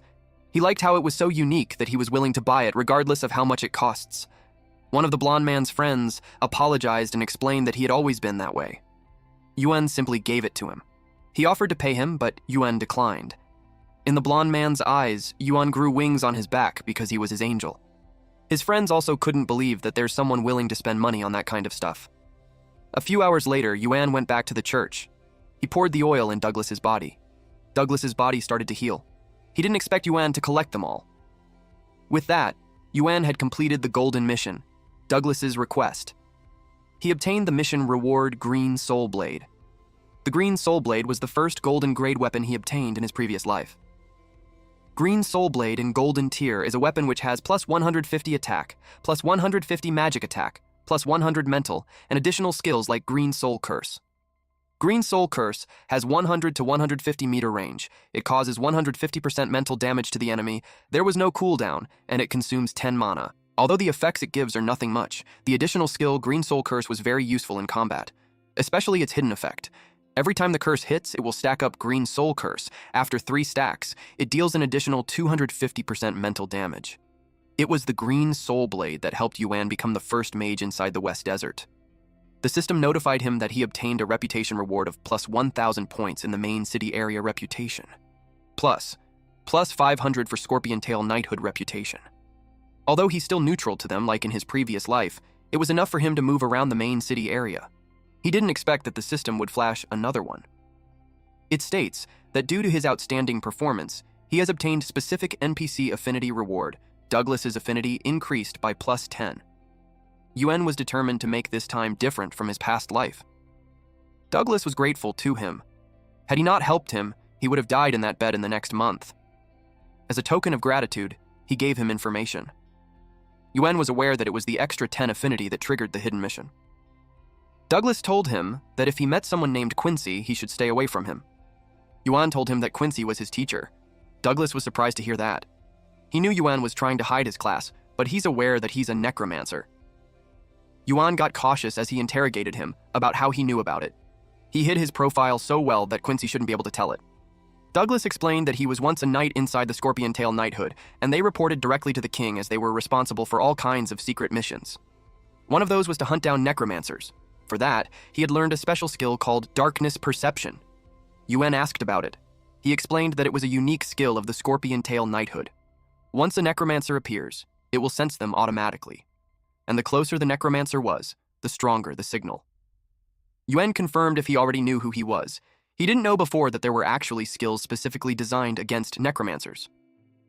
Douglas replied that he was poisoned, and his sense of perception was low. He didn't notice it at first, but when he got cured, that unique presence of the Lord of Darkness coming from Yuan can't be hidden anymore. Yuan asked about the Lord of Darkness. To explain that, he had to go back a long time. Inside the immortal world, the most well-known legend was that this world has a total of 5 gods. The God of Light, God of Moon Shadow, God of Nature, God of Tide, and God of Soul. But at the start, there was a 6th god, the Lord of Darkness. He was also called the King of Undead. He's the strongest god out of all 6 gods. Just because he's strong, the Lord of Darkness did whatever he wanted. He gifted his most loyal believers tremendous dark power and changed their class into necromancers and made them follow his orders. Under the Lord of Darkness's dominion, necromancers not only spread plagues, killing millions, they also turned all those who died into zombies, causing countless disasters. Thus, all nations started to boycott the Lord of Darkness. Temples that worshipped him were destroyed. Any records about him were also burned to ashes. Once a necromancer was found, they will be killed immediately. The class was then labeled a forbidden class by everyone. Douglas got poisoned in the first place because of a necromancer. The poison had tortured him for 10 years. Originally, he thought he could only wait for death, then he appeared. During Yuan's last life, he was just a mage. He didn't expect the legend to hide such a secret. Now he understood why the necromancer was a forbidden class. Luckily, he had been hiding profile the whole time. But things were getting complicated. He thought that solving the sin value problem would be enough for him to investigate for clues about the emblem in the main city area. But now, if he doesn't find a way to solve the presence of the Dark Lord emanating from his body, his class could be exposed at any time. He asked if there was a way to avoid the Scorpion Tail Knighthood's darkness perception. Douglas replied that it was possible through Quincy's help, but if he found out about Yuan's true identity, he's certain that he would kill him instantly. It was because a necromancer had killed Quincy's wife. That is exactly why he wanted him to stay away from him. Yuan was left speechless. Later on, he traverses the Grave Desert. The system recognized that he logged back in. 10 minutes ago. Douglas thought he was crazy for still wanting to meet Quincy when that guy loves to tear all necromancers to shreds. But Yuan had no other choice. If he carried the presence of the Lord of Darkness around, not just the main city, but going anywhere would be dangerous. That is why he must solve the problem. Suddenly, an arrow was released towards him. He sensed it, so he leapt back to avoid it. He landed on the ground safely and saw silhouettes of men charging towards him. It was the Bloodstain Guild. They have been waiting around there for a few days, and they finally caught him. Yellow Soaring Dragon got ambushed by him last time, but this time, he brought 30 of his brothers. He was determined to kill Yuan. Yellow Soaring Tiger taunted him to scream out loud later when his head fell on the ground. Yuan was surrounded, a bug hovered over them. It was a recording device that live-streamed the event. The Bloodstained Guild greeted their viewers and told them that they were lucky, since the performance they're going to show is how to split a person into individual pieces. The number of viewers suddenly increased. Those in the office even watched them. They couldn't believe that they're doing another newbie-crushing live stream. Most people outside watched through their phone. The live stream was 30 people against 1, so it made them curious what the guy did to get into trouble with the Bloodstained Guild like that. They noticed that he looked familiar. One of the women finds them handsome, but it was a shame that he'd be dying soon. Yuan told them that those 2 lapdogs were barely enough for him to even warm up. Since they came there to die, he won't hesitate to kill them again. People think he's crazy to say that. The leader of the guild ordered Yuan to kill Yuan. All of the guild members charged forward. The mages used electricity. The archers released their arrows too, and the melee fighters came at him all at the same time. The system detected the malicious attack. It gave him 15 minutes to fight back, and killing all attackers during that time limit doesn't increase his sin value. To Yuan, 15 minutes was enough for him to kill them 3 times. He summoned his zombie army to come out and play. They roared loudly. He mocked them, saying that it was just a small spark not worthy of being called thunder. He ordered the Thunder Scorpion to poison them. Yellow Soaring Dragon ordered the warriors to fall back and go into shield formation while the mages, B and Its, and archers opened fire. Their shield was up. The mages enhanced the powers of the guild members, and they created a huge thunderball and released it in Yuan's direction. It hit the several zombies in the zombie army. The archers fired their arrows. It continuously dealt damage to the wolves and kobolds. The viewers dropped because the summons were just easy kills for an elite team at level 8. They think that the kid couldn't last. Yellow Soaring Dragon was confident now. It didn't matter to him if Yuan could summon zombies, even big ones, because he could turn them into a pile of meat under their attack. Yellow Soaring Tiger, that he'll die. But Yuan was confident too. They couldn't believe that he's still smiling. The viewers saw something surprising. Yuan stomped his foot, and the ground shattered. The mages fell into the sinkhole. Then the kobolds started attacking. In one swift movement of a kobold, several mages were hit. They were ordered to retreat. The front lines couldn't hold the line. They were being overpowered. The guild leader and vice guild leader were taken aback. This increased the number of viewers. They got thrilled with this newbie's performance. The healers focused on cleansing the poison, then healing their guild members. But they were instantly wiped out when Yuan released his green fire at them. Yuan stood there confidently and unapologetically. The sound wave appeared behind him. He took out his sword and slashed the attacker. The attacker was surprised that he knew about the attack. He replied that he's not dumb enough to go invisible in the sand. Meanwhile, his scorpions and kobolds fought them. They realized that he was too strong when all their tanks died. Yellow Soaring Tiger was furious. He called them a bunch of trash. His veins popped out from anger. He attacked Yuan with the intention to kill him himself. Yuan just watched him come forward. Wind swirled in Yuan's sword. When he moved it, it released several wind monsters with sharp teeth in the air. Eventually, that formed into floating skulls. This meant that the green soul curse was activated. The floating skull surrounded the yellow soaring tiger. He was confused about what it was. He froze in place as the skulls flew around him. Yuan had decided to execute him. He rushed towards him. It seemed like nothing happened, except that he passed by him. But he started the countdown. It made Yellow Soaring Tiger nervous. Then the explosion happened. Yuan's sword felt right on his hand. The viewers increased from 302 to 558. They criticized Yellow Soaring Tiger for talking big and ending up the one being split instead. This forced Yellow Soaring Tiger to exit the stream. The guild members begged to be saved. The Yellow Soaring Dragon was too stunned to move. It made him question if he's hallucinating. It had just been a few days, but Yuan, he described him as a demon from hell. Yuan glanced at him. He begged him not to kill him. Yuan pulled out his sword from the man's body. He approached Yellow Soaring Dragon and stabbed him at the crown of his head while telling him to get a taste of despair. Blood gushed out from his head, and the fight was over. Yuan stared at something. It was the recording bug. He almost forgot about it. He made it explode. And finally, the place was quiet again. Somewhere in a skyscraper, someone complained about the stream bug being blown up. They asked who it was. Someone knew who it was. He reported that it was the powerful guy that killed the giant wolf. They exchanged conversation on where they guy was, and eventually the Mercenary Guild has sent an S-class invitation. A man in a suit with a glass of wine thought about Yuan. Meanwhile, back at the immortal Black Gravel Town. The mage instructor was drunk and asleep. Yuan entered the room. The mage instructor woke up and recognized Yuan. He told him that he won't teach him, especially that he has enough money so he's too lazy. But Yuan expressed that he wanted to talk to him. Then he canceled hiding his profession. It showed his full stats, even the forbidden profession of necromancer.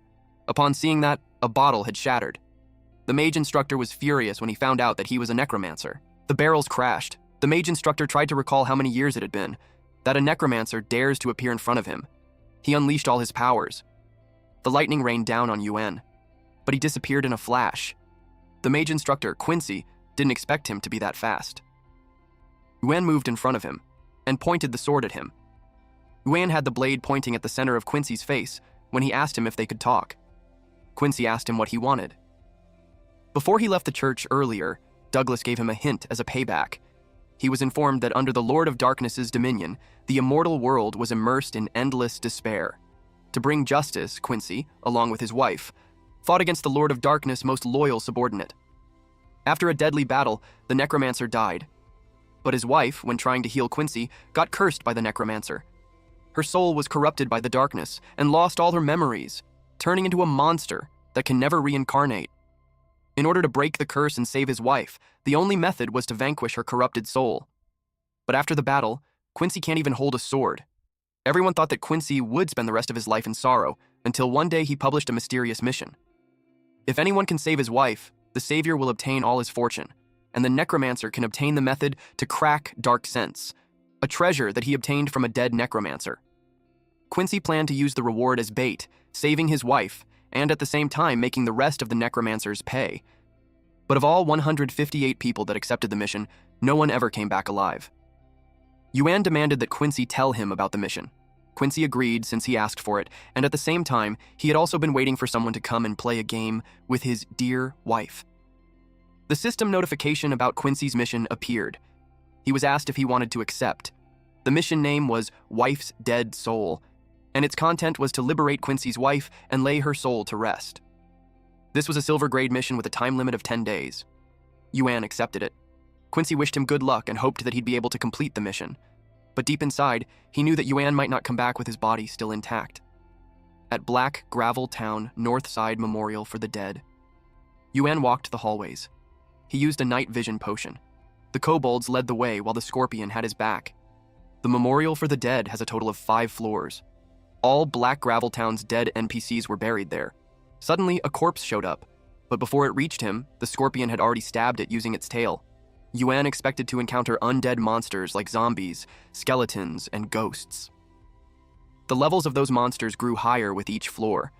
The first floor usually contains level 1 to 3 zombies, the second floor contains level 4 to 6 skeletons, and the third floor contains level 7 to 9 ghosts, and the fourth floor has a level 10 ghoul. Eventually, our boy reached another gate, as Yuan planned to head straight to the 4th floor. Noises echoed in that hallway. It can be heard throughout. This was on the 4th floor of the memorial for the dead. Yuan was cautious, especially after hearing the noises. A large devilish creature with a human body, horns, and spikes in the back crawled on the wall. They also had long tails. They were like large lizards on the walls, and they activated the skill hanging tier. They were ghouls in elite grade, level 10. They have 2,000 health points, 400 attack, 40 defense, and skills like Rotting Bite, Wall Climb, and Hanging Tear. They crawled down towards Yuan. Yuan summoned his followers. The scorpion used a ground-splitting pincer. Then it prepared its tail to hit all those ghouls. While Yuan also slashed the others. He attacked quickly and swiftly, making those ghouls groan in pain. After attacking several of them, those ghouls fell one after another. One injured ghoul made its way towards him. He almost forgot about it. So when he saw it, he crushed it. With that, his level increased to level 12. It ended faster than he expected. He felt that it was a shame that the Darkness Corpse control spell can only revive corpses. It has no effect against undead-type monsters. Something appeared behind him. He got spooked a little. A beam was fired at him. Fortunately, he blocked it using his sword, but this left him confused, and he was being overpowered. The magic engulfed him, left him falling into an abyss. In that hall, there was a room with an altar. Behind that altar was a sculpture of a devil. The magic kept flowing, until Yuan reached the ground safely. He glanced behind him. He was surprised to see that the zone had changed. There was a hanging chained coffin with a woman inside. The woman had horns and claws. She was glad that he finally came. She made the coffin explode as she jumped down. She was pleased to have fresh blood. This creature was called the Resentful Lord, Lord Grade, level 18. She had 6,000 health points, 800 attack, 200 defense, and skills such as Death Bloom, Succubus Growl, Corpse Explosion. Seeing her made Yuan think that he's on the 5th floor. The Resentful Lord told him that she will tear him apart. When she attacked, Yuan lost his balance. Then she activated the Death Bloom. Her vines extended, but Yuan was able to evade it. He kept his distance from her. Then the vines let out some steam. He assumed it was corrosive poison. But that level of attack was useless against Yuan. He chopped off the vines. The vines were torn apart. Some dark mist tries to cover his sword. The woman's thigh had formed some cracks. It made her angry. She activated the Succubus Growl. At first, Yuan thought it was an AoE skill, but he realized that she's summoning something. A loud roar echoed in the room. As the closed windows rattled, Yuan watched carefully. A skeleton came out from a crack. Yuan got ready for combat. Several skeletons came out, which made him wonder if those were the Black Gravel Town NPCs that were buried there. Not only that, there were also challengers who daily Quincy's mission, and he thinks the Resentful Lord was going to revive them. The skeletons made a cracking sound. It was loud, so Yuan thought there were so many of them behind the doors. He didn't expect that boss could revive those skeletons. Our MC then summoned the kobolds. He made them block that door. He let the zombie army hold off those small fries first. His army positioned themselves at the door. Then he activated Bloodlust status. The kobold growled loudly, and they entered the Bloodlust status. Their eyes turned red. Then Yuan called the kobold leader and Crystal Thunder Scorpion, and made them attack. The Crystal Thunder Scorpion activated the ground-splitting pincers. The ground shattered. Then the kobold leader activated a heavy strike. The battle scene turned chaotic. The ground cracked. Even the ceiling shattered. The Resentful Lord saw it, and she evaded when it caved in. She was safe and sound. Yuan didn't expect it. Ghosts were spirit-type monsters. Their bodies can pass through physical objects and were immune to any physical attacks. But he knew they took double magic damage. He let out the floating skulls. It surrounded her. He used the green soul curse to attack her, but she wasn't scared. In fact, Yuan noticed that her speed suddenly increased, and The skeleton still tried to pass through the doors. He knew that they would break the defense and come out soon, so he needed to end the fight fast. He decided to restrict her movement. He took out an item. It was the paralysis ring in silver grade. It was a jewelry that increases health points by 100, magic by 100, also plus 15 agility and mental. It gives additional skills like paralysis toxin. This toxin increases 5% chance to paralyze the target for 3 seconds. He activated the additional skill paralysis toxin. He attacked her with the power of the ring. When she was hit, it activated the paralysis toxin. And that's not all. He threw the skull at her, and it made her crash on the wall. Yuan reached the ground safely, while she crashed again. His attacks weren't bad, and just as he thought, after being hit by the green soul curse once, her speed dropped. He activated a wolf howl. The wolf howled loudly. A green magic circle appeared beneath her and stunned her. Even if the stun time was only 5 seconds, it was enough for him. He kept slashing her while wondering how many attacks she could take. She received continuous low damage, and this infuriated her. The low damage attacks continued. She roared loudly as her body exuded electricity. Yuan was surprised that she activated the skill corpse explosion. A loud explosion happened. Smoke covered the area while the kobold and wolves got chopped off. The smoke was thick, and when it subsided, it revealed that Yuan covered himself with his summons and used them as a shield. It made him weak. He figured out that the resentful lord wanted the NPC zombies to collapse the entire bomb. At this point, his zombie army was already down to 1/3. It was a heavy loss for him. She had grown weak too. So Yuan knew it was time to end her. The flying skulls charged towards her and hit her. She got hit on the chest. And with that, she entered a near-death state. Her health points dropped to 300. Then it became 200 health points. And it went down to 30 health points, until eventually her body disperses. The system congratulated Yuan for killing the resentful lord. He received 800 experience points for that. He stabled his footing and double-checked if everything was over. He glanced behind him, and there was the spirit of the woman thanking him. She smiled at him before she disappeared. Yuan extended his hand to her, and her soul became a beloved ring. That was the mission item, so it cannot be discarded nor be sold. This was the engagement ring given by Quincy to his wife. It was the symbol of their love. Yuan seemed disappointed that the drop reward was only a ring. But suddenly, a book appeared in front of him. He was surprised and curious. He didn't know that the corpse explosion skill the resentful ghost used was exclusive to the necromancer. He wondered if it was because the one who sealed her was the Lord of Darkness's servant. The skill book was automatically logged into his memory. It made his body glow brightly. The corpse explosion was at gold tier, level 1. It could explode a zombie, deal 60% health points of fire damage to nearby enemies. It costs 100 mana and has a 10-second cooldown. His proficiency in it was 0 out of 100. Although the skill will exhaust his zombie, its attack damage and range were not bad, and it was an additional surprise for him. He went back at Black Gravel Town. Quincy couldn't believe that he had the engagement ring that he gave her. Memories flooded his mind. But he knew a sealed soul has no memories, and only when it's free will it regain its memories and drop its most precious item. He asked if his wife wasn't in pain when she died. Yuan replied yes. He held on to the ring tightly and cried as he felt the relief and imagined his wife's smiling face. He didn't expect a necromancer that he hated would be the one to help him fulfill his wish. No matter what, he vowed to remember his kindness. He took out an item because it was his turn to fulfill his promise. The item was a unique one, a dark crown. It was a helmet which makes sin value unviewable after equipping, and it hides darkness aura. But since it was a necromancer item, it couldn't be sold or destroyed.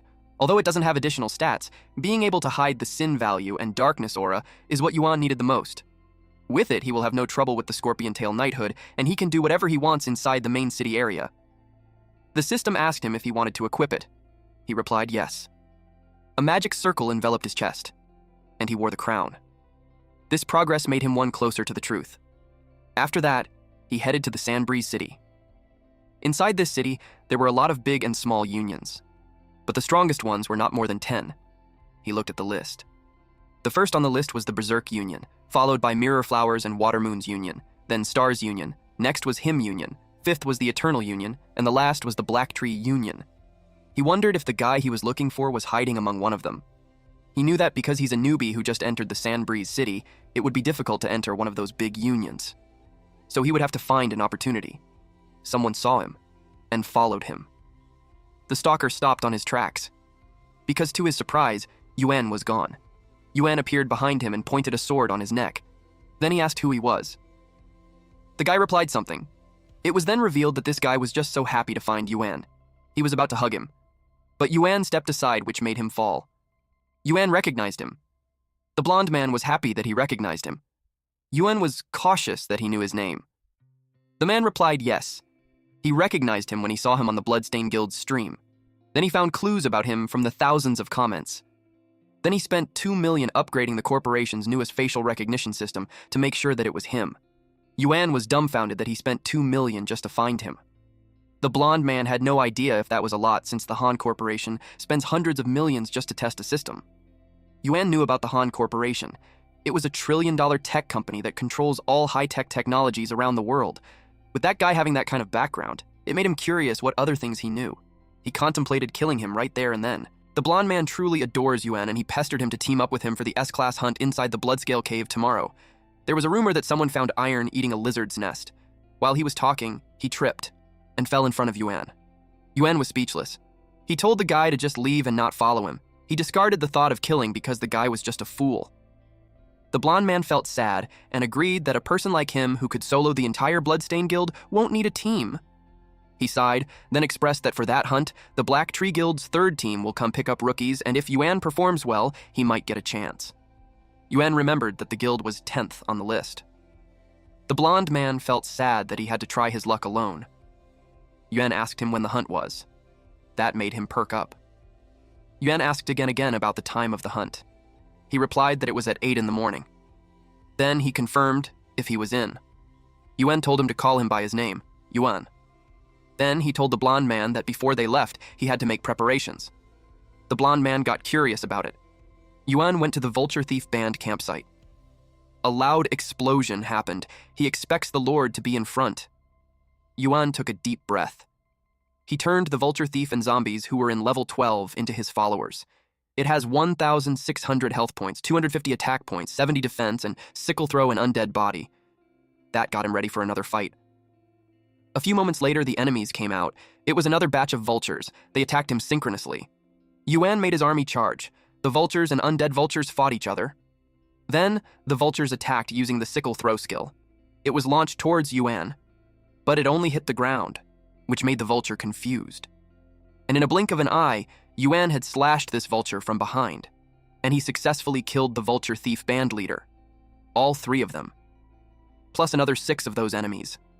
And 10 more were added to the list. Their bodies fell on the ground. After that, something confusing caught Yuan's attention. The vulture on the throne disappeared. Out of the blue, it appeared behind him. It was the Vulture Thief Band Lord, a Lord grade level 19, with 6,200 health points, 820 attack, defense 220, and skills like sickle throw, stealth, and backstab. It activated the skill backstab, while Yuan activated his corpse explosion skill. Several vultures held him down. Yuan glared at him and made him explode. The vulture made a loud sound. Yuan moved quickly. Towards the Vulture Thief Band Lord, he activated shadow gloves along the way. He clenched his fist and punched it, sending it to hell. The ground where it crashed shattered. The system notified him that he had killed the Thief Vulture Lord. That helped him level up to level 13. The Dark Curse Golden was now in level 3. This deals damage equal to 20% of the enemy's health, or regenerates 20% of a zombie's health. It cost 60 mana and had 6-second cooldown. His proficiency is at 20 out of 300. Next was the Corpse Explosion in Golden Grade at level 2. The effect was to explode a zombie and deal area burn damage equal to 80% of the zombie's health. It cost 100 mana, had 10-second cooldown, and his proficiency was at +2 per 100. He read the stats carefully. Then the system asked if he wanted to use a skill upgrade scroll to upgrade the skill. He replied yes. When he read the stats again, he found that it wasn't bad. He used the scroll to upgrade Dark Curse once before, and now it was at level 3 along with the Corpse Explosion too. And, as for the zombie army, he had enough for now.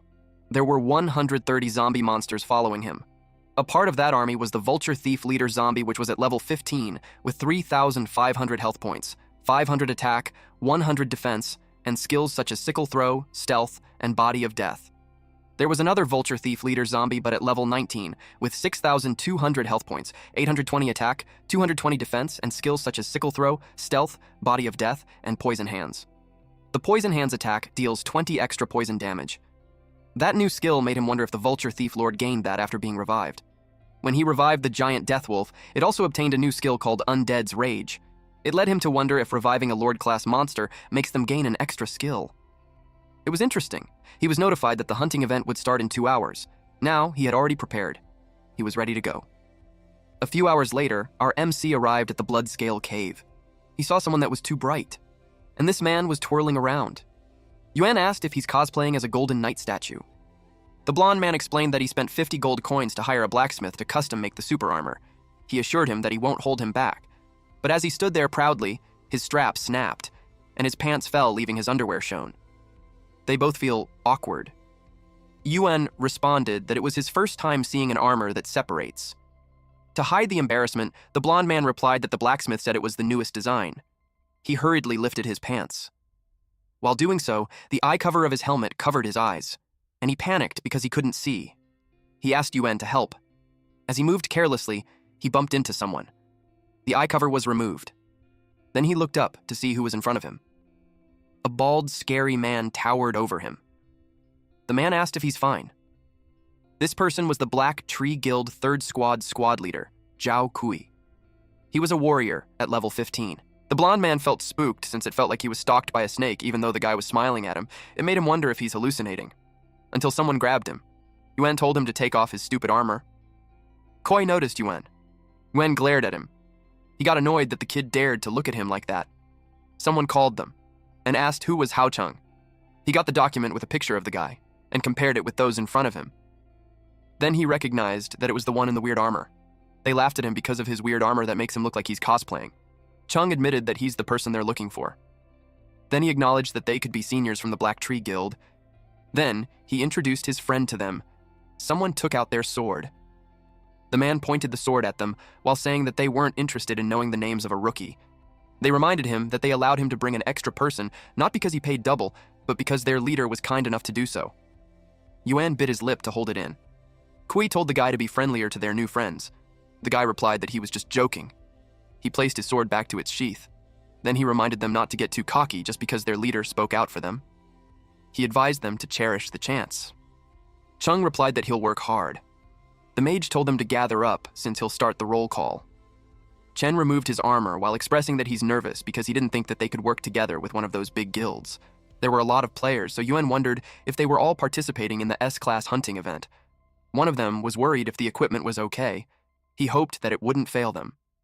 Yuan judged them to be newcomers to the main city area.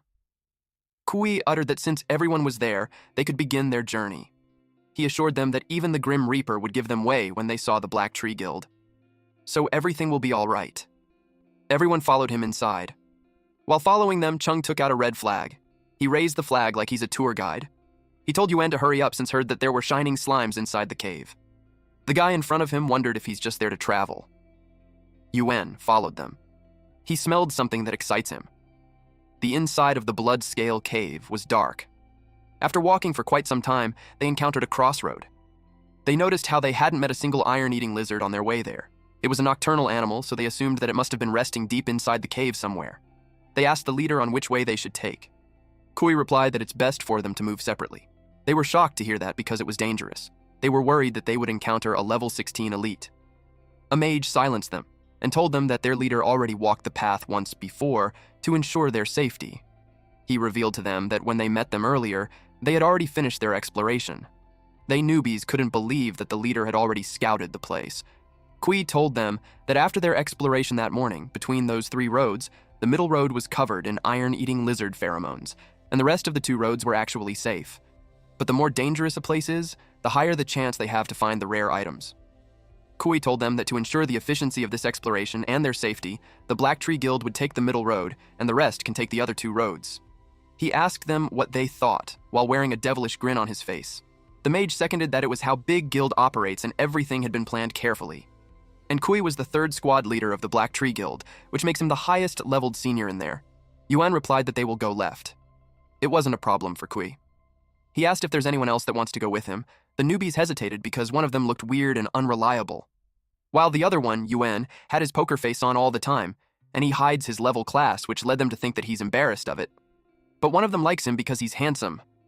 Since no one spoke up, Kui concluded that those two weren't popular. With that, he couldn't force anyone to do something, even though he's the leader. Yuan ignored him and just told Cheng to follow closely. Then they set off. Kui whispered that they were idiots. The stalagmites were wet and the water dripped. Yuan and Cheng continued forward. Cheng felt the temperature drop so fast that it felt weird, and he felt like he's being watched, and that presence kept growing stronger. Yuan was glad that he finally noticed. He actually knew that something was there. That surprised Cheng because he believed Kui when he said that the road was safe. Yuan scoffed at him for trusting the guy too much. He reminded him that it was an S-class hunting event, and him bringing a lot of rookies means that he's using them as bait to scout the road. Cheng wondered why he didn't say anything. He grabbed a slime, then threw it in front while replying that he wanted to see. There was just pitch-black space up ahead, until several red eyes appeared. What Yuan was interested in was the kind of creatures that he could hunt. The iron-eating lizards, elite grade in level 16, appeared. It has 3,300 health points, 440 attack, and 100 defense. It has skills like Iron Tail Whip and Uncorroding Shield. On the other roads, someone took out their weapon. It was the mage. He released a swirl of flames to burn those iron-eating lizards, while the warriors used their swords to slash those monsters. They were confident in showing their skills to those fools. One of the guild members reported to the leader that the scapegoats were distracting the monsters for them, making the journey easier. He laughed at the thought that those fools believed that they had scouted the roads. He expects that when those rookies were almost dead, the iron-eating lizards should also be in low health by then. Then they'll come out to finish them off. So, it was killing 2 birds with 1 stone. The monsters attacked Kui. He was prepared to face them. He hit those 3 monsters, one at a time. Then he commented that trash should always be at the bottom of the food chain. Meanwhile, Cheng couldn't believe his eyes. The iron-eating lizard activated the skill Iron Tail Whip, which does a whip attack with an iron tail, dealing 60% attack damage.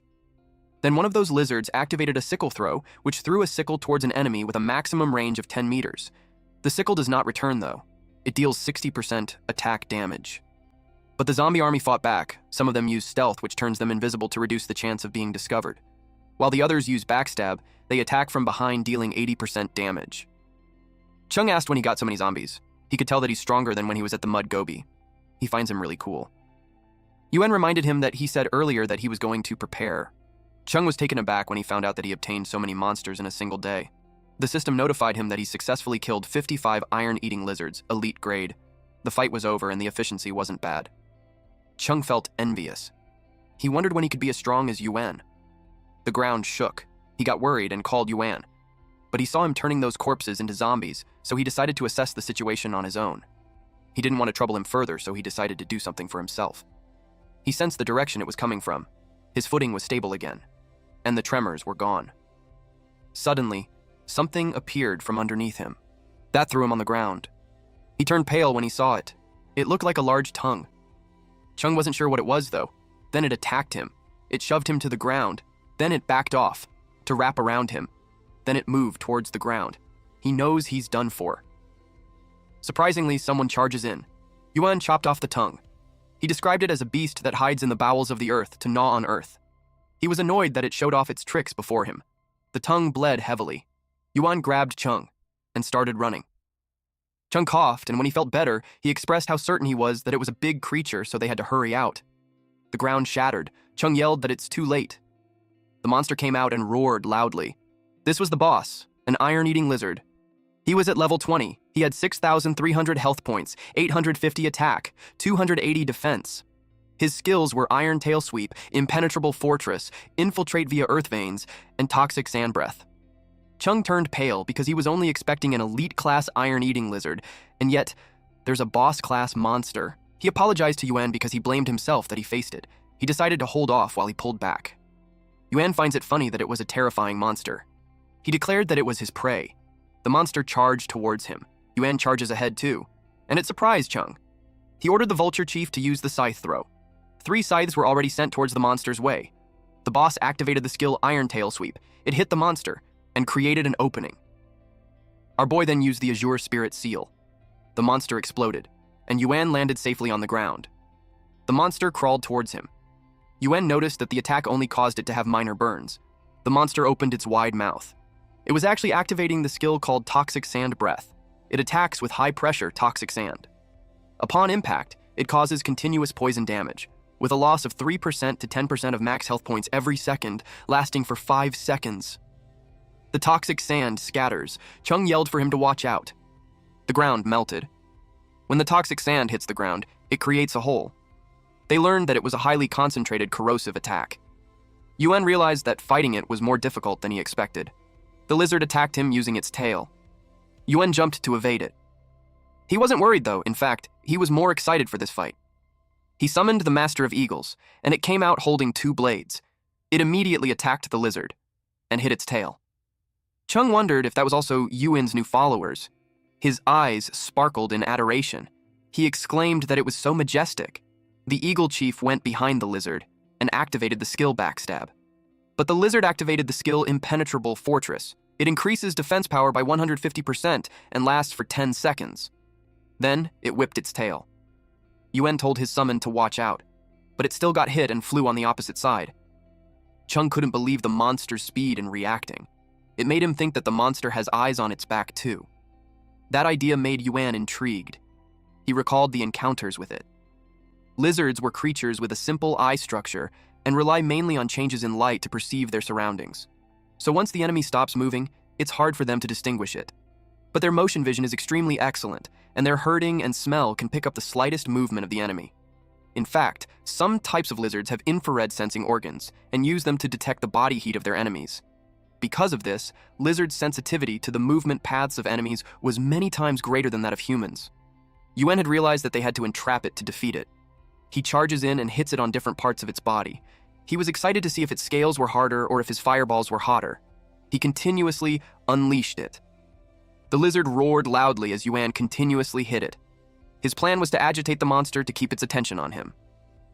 Chung informed Yuan that he's in danger.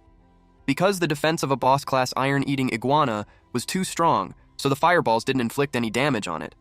So what he's doing was risky. But he stopped when he saw the direction Yuan was running into. It was towards the pile of undead. Yuan was close to the undead army when he found the right timing. He pivoted, which confused the lizard, which made it crash to the undead army.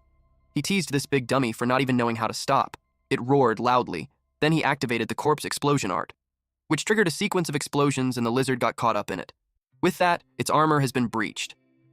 The lizard got furious. It roared loudly as it charged towards him. Yuan called the Master of Eagles to go to the left. It flew real fast. And they got into the position. They were on both sides of the lizard to exploit its weak point. Its eyes can't focus on enemies from the right and left sides simultaneously. The Master of Eagles prepared its weapon, a crossbow with 3 arrows, while the lizard gathers its power on its mouth. Yuan jumped up high, and the lizard watches him. He unleashed a powerful strike to send that lizard to hell. He had its weak point and cut off its tongue. Because of this, he had leveled up to level 14, and the lizard's body had fallen. 5 minutes later, the army's health points were restored by 85%. Yuan used the Dark Curse in Gold Tier level 3. It inflicts 20% of the target's HP as damage, or restores 20% of an undead's HP. It consumes 60 mana and has a cooldown of 6 seconds. His proficiency at it was 200 out of 300. He realized that using the skill scroll again will directly raise Dark Curse to level 4. Although the corpse explosion art consumed a lot of undead, getting that creature made it all worth it. He stood in front of the iron-eating lizard master undead. It was at level 20 with 6,300 health points, 850 attack, 280 defense, and skills such as Iron Tail Lash, Fortress of Fortitude, Infiltrate via Earth Veins, Toxic Sand Breath, and Body of the Undead. From then on, he tasked this creature to be his shield. Suddenly, Chung screamed his name out loud. Chung's eyes sparkled with the amount of loot it dropped. He suggested counting it at once. But Yuan thinks it's unnecessary to be in such a hurry, since there are still some rats that haven't been killed yet. Meanwhile, in another part of the dungeon, a lizard was taken down. It was done by Kui. To him, it was an easy task. His guild members sang praises to him. They even said that with him around, even if a Lord-class monster came, it would have to kneel and just take a beating. And if they go now, they'll reap the fruits of their labor. Kui kicked the corpse. He told his members to move out because it was about time they collected the corpses. Suddenly, the ceiling collapsed, and the ground shattered. Kui was furious that someone dared to ambush them. Yuan and Chung appeared. Yuan told them that he had come to collect corpses. The mage with Kui couldn't believe he's seeing them when they're supposed to be devoured by the swarms of iron-eating iguanas. Chung was furious that he still had the nerve to say that. He thought that the Black Tree Guild was a great, honorable, and fair guild, but he never expected it to use players as bait to clear dungeons. The swordsman with Kui answered that it didn't matter, because being a stepping stone for the glory of the Black Tree Guild should be an honor. Kui was annoyed that they made it out alive. He wondered if the cave they entered didn't have many iron-eating iguanas, and all the monsters gathered around those other unlucky bastards. Chung couldn't believe how shameless they were.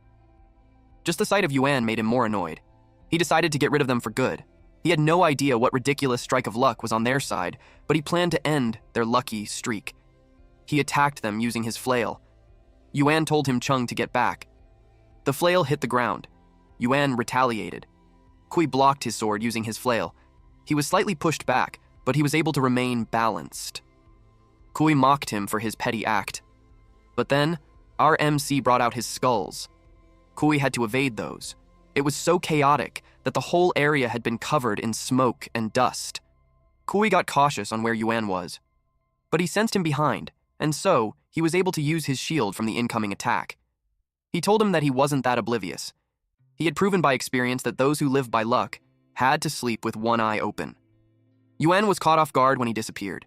The smoke had dissipated and Kui wasn't there, but he suddenly appeared behind. Yuan sensed him and turned, and it seemed like he was hit by the flail. He was blasted away, and it caused a huge explosion. Ku told him that useless lives can end at any moment. Chung got worried for Yuan. The swordsman decided to take on Chung, but the mage also wanted to fight him. Kui didn't have much time to play with Yuan, so he approached him. He was about to punch him, but he was surprised. Yuan stopped his hand and then asked if he's the third leader of the Black Tree Guild. He was dumbfounded. Yuan grinned. He was pleased to have a rough idea of the true level of the 10th ranked guild in the main city. He exudes aura from his body, and it was intimidating. Kui's hand trembled. He groaned when Yuan tightened his grip and glared at him. Then he was thrown on the ground. He crashed in the middle of his guild members. He realized he underestimated this bastard. He ordered his men to move and attack together. They all charged at the same time. Yuan commented that they all don't have anything noteworthy. The flail hit the ground. They were caught off guard that it didn't hit anything. Unbeknownst to them, 2 eagles were behind them. Then it grabbed the mage and the swordsman. And Kui saw an incoming attack. The skulls approached him, and he was hit while his men were pinned down. Yuan approached him. He told him to stop and warned him that if he kills him, the guild won't let him off, so he had to think about it carefully. Yuan glared at him, but something caught his attention. Chung clung to his leg. He was happy to see him alive because he was so worried earlier. Yuan told him to get away from him. Then he was back to his business. He lifted his sword. Then he responded that he knew Black Tree was not only arrogant to outsiders, but also harsh to its own members. So if Kui died and lost his level and the child's gear, the resulting losses would make them hold him accountable too, and Kai wouldn't be able to explain it to them. Kai admitted defeat and asked him what he should do, so he would leave him alone. Yuan wanted a list of high-ranking players in their guilds specifying their classes, levels, and attributes. In his past life, the skills used by the first follower were strangely unheard of. No one knew what they were, nor how to face them. So he assumed that the guy was a very rare hidden class. His identity remained unknown till the very end. Kui asked why he wanted that. Yuan stabbed his hand, which made him scream loudly. Then he was asked again if he would write it or not. He willingly obliged. Yuan read the list, and it was complete. Though there were some special classes, none of them matched the attributes of the first follower. Kui asked if he'd let them go already. He told them he will. Kui thanked him. Unexpectedly, Yuan hit them. It was because he wanted them to get in trouble with the guild for harming many innocent players. He did that by taking their items. There was the moon-drenching Devil Hammer, silver grade, which has plus 45 attack power, plus 30 critical strike, plus 30 physical attack, and an attached skill called Stored Power Burst. Because of this skill, the first attack had an increased speed by 20%. There was also the Berserker Dance Sword, bronze grade, which had an attack power of plus 30 and plus 20 accuracy. And the last item was the Robe of Imminent Light, bronze grade, with plus 20 magic damage and plus 20 spiritual power. He saw a movement on his peripheral. Chung showed him that he got a treasure chest, and those guys hadn't even opened it yet. Yuan said he'd pick first, and the rest was for him, but Chung didn't want that. He offered to buy it from him, so he wouldn't take advantage of him. Yuan agreed. He realized there was nothing suitable for him there anyways. Chung promised to transfer the money to him right away. Soon after, he was notified that 54 gold coins had been deposited. As they made it outside the molten bloodscale cavern in the daytime, Yuan was thinking about the gear. Just as he expected, it was just a silver tier, because even in the current version of the game, it was not easy to get hold of the gold tier. Chung wanted to say something to him, so he asked what it was. Apparently, Chung had heard that the Black Tree Guild group was very vengeful. If they can't win in the game, they take revenge on people in real life. He suggested having his bodyguards follow him.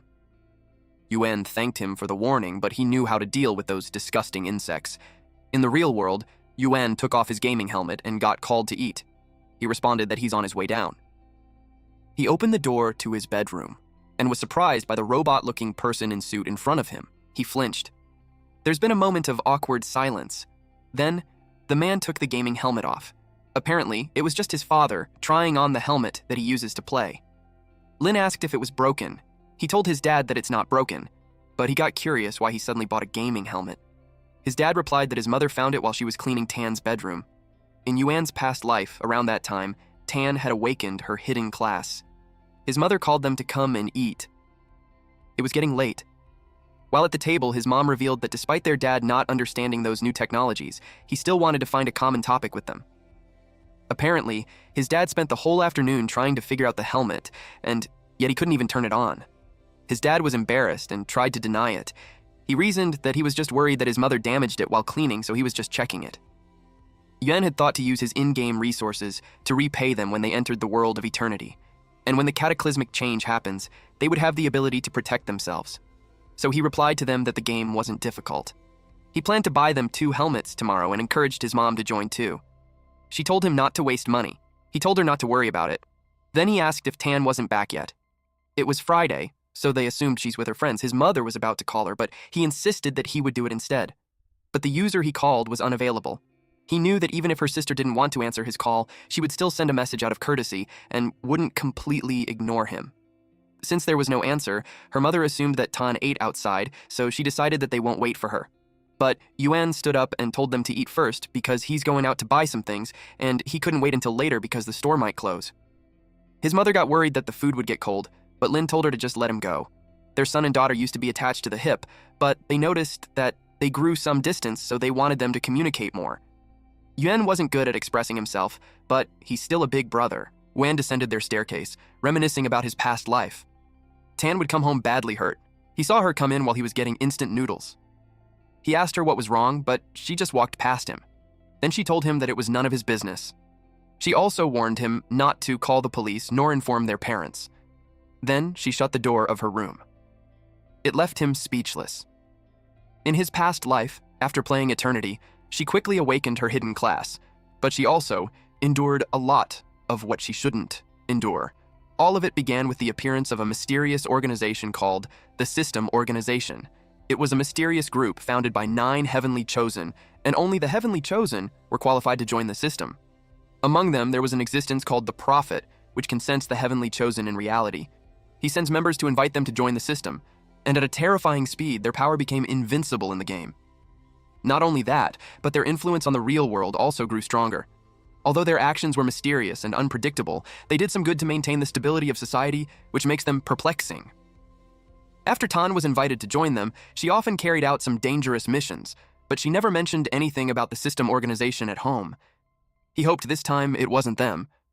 He opened the main door with a serious expression on his face. Even if they were involved this time, he was determined. He won't let his little sister get involved in that matter again. Yan walked down the streets until he spotted something. At a coffee shop, he hid behind a pillar. As he watched Tan talk to some guys from the system organization, they're too far away so he can't hear them and he can't afford to be suspicious. He decided to use his stealth skill but had to focus since he hadn't used it for quite some time, and his stealth skill was at level 3 so it only lasted for 5 minutes. He entered the store. He stopped near their table. Tan sat across Xiaopan and Hao Chen. Hao Chen let Tan decide to join them or not, but he pointed out that this wasn't just for the organization's sake, because when catastrophe comes in 3 years, she could be with them defending the world. They were all silent after that. Yuan watched them. Xiao Pan tried to lighten the mood because it looked like he scared her, but Chen insisted that it was a serious matter and it was for her own good too. He was talking, then he stopped mid-sentence. He was looking right into Yuan, his brows furrowed. Yuan was quite shocked. Chen touched his ring and activated the skill called Dispel. It scanned the cafe. Yuan was informed that the stealth effect would be dispelled after the countdown. Chen watched him, but nothing showed up after the dispel was activated, so he just pretended to order a cold herbal tea to go. The owner served the drink, while Yuan was ducked behind the counter as the stealth was dispelled. He realized that the man used the dispel skill attached to the ring, but fortunately for him, the stealth dispel had a 4-second delay. The man had his drink. Then he gave his calling card to Tan in the hopes that she would join them. He emphasized that a person who holds justice in their heart would not stand idly in the face of catastrophe. He instructed her to call him once she made her decision. Tan accepted the card. Pan waved goodbye and told her that he'll be waiting. Yuan activated stealth again, and then he followed them. But when he came out of the cafe, they had disappeared. He searched for them. But someone had thrown a cup of coffee in his path. He was surprised. It was done on purpose. Because Chen had felt something suspicious. Yuan was informed that stealth was about to end in 3 seconds, and it would happen in front of those two. Those two waited, but no one showed up. Chen thought that he had just been too sensitive lately. Pan told him that he's too tense, then he asked if he thought that the girl would join them. He replied that according to prophecy, she would come sooner or later. They believed it, so they expected her to come sooner or later. But Pan was more interested in knowing which girl he'd be in an eternal relationship with. Chen advised him to survive the coming catastrophe first before thinking about that. Yuan watched them from a branch of a tree. The group was tougher than he imagined. He knew that if he interacted with them too much and his forbidden ability got exposed, he'd have no place in the immortal world, so he had to be careful. He decided to make his move too. Meanwhile, Tan checked the calling card. She was in deep thought while walking the streets. She was surprised to see Yuan, so she asked why he was there. He replied that he just happened to have bought some things. He knew she hadn't eaten yet.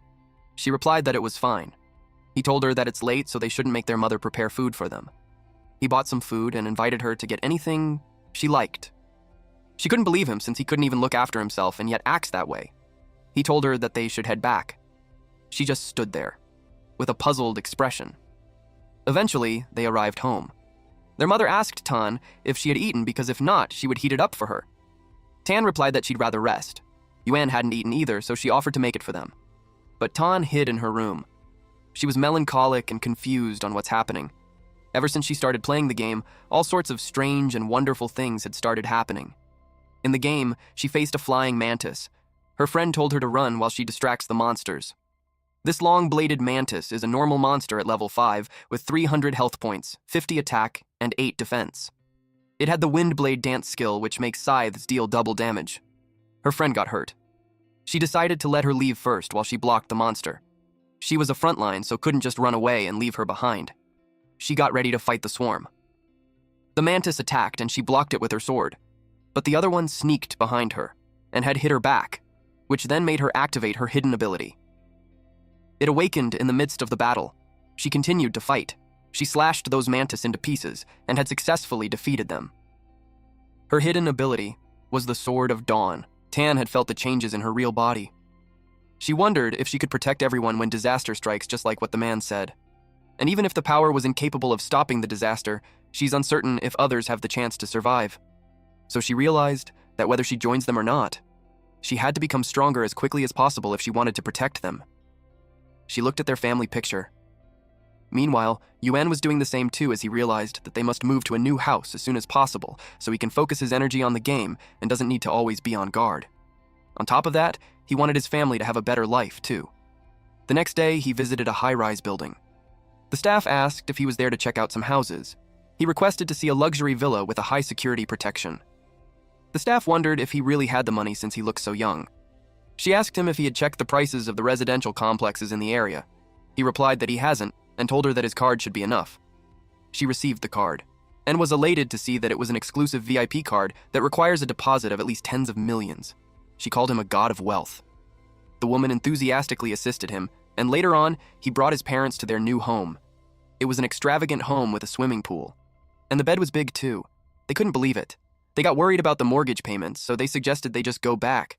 They didn't want to pressure him. Yuan explained that there was no mortgage since he bought it with cash from previous competition rewards plus his income from the game. He urged them to live with peace of mind. Aside from that, he'd be living in the house next door and would focus on playing games during normal times. They never imagined they'd be able to live in a villa. It was all thanks to their son. To them, he grew up fast and can now stand up on his own. That made Yuan smile. Beside the convenience store, Yuan walked around. Now that he had peace of mind when it comes to security, the next step was to guide his parents to play the game, so they would be more cautious of the appearance of the system organization. But then, something caught his attention. Some guys came out of the alley. Apparently, they had been waiting to ambush him. They admitted that they had a difficult time looking for him. It was Kui and his men. Instantly, Kui attacked him and challenged him to fight in reality too. Kui's men were determined to kill him for humiliating their master. Yuan finds them slow. He activated his stealth skill. The man who attacked him was surprised that he disappeared. Then he showed up in front of Kui and hit him in the stomach. He also sent his men flying. Kui was uncertain if Yuan was a human or if he was a ghost. He got terrified when the metal rod landed on the side of his head. It appears to Yuan that he doesn't value his life. He's really pissed with them. Kui started begging for his life, then he bargained to tell him about a hidden quest if he spared him. Yuan urged him to talk. Kui told him to find a blacksmith named Huoqian in the main city and carry out the ore delivery quest. And when the favorability reaches the required level, he will craft him a piece of golden gear. In his previous life, someone had gotten a golden gear quickly. It was said, at that time, that it was related to an obscure NPC, so he could tell that the man wasn't lying to him. After learning about the quest, he intimidated him by squeezing the metal rod. He warned him not to do anything foolish again. He warned him that he had ways to deal with him both in and out of the game, and if he dared to do anything to his family. He broke the metal rod to demonstrate what Kui's fate would be. Kui turned pale and replied that he understood. At the main city of the Western Desert, specifically in the Moonlight Night Tavern, a few men clinked their beer glasses and hot food was served. The old man was in disbelief that the young man in front of him could provide him with 100 pieces of ore. He had no idea how this nice and clean kid that doesn't look like he worked in a min would pull it off, but if he does, he promised to craft him a weapon for free. With this, Yuan had verified that Kui wasn't lying. His next step was to go to the mine. After their conversation, he saw a woman being harassed. She was gorgeous. She yelled at the man not to touch her. Yuan watched them. The man got annoyed at him for staring and threatened to gouge his eyes out. Yuan attacked the man with his powers while commenting that he's an ignorant person who doesn't value his life. The woman thanked him and invited him for a drink, but he refused her and left. She followed him and tripped. Yuan noticed her and caught her before she hit the ground. The drunk woman assumed that he wanted to dance. Then she fell asleep in that position. She was a nuisance. He brought her to a room, then settled her on a bed and left.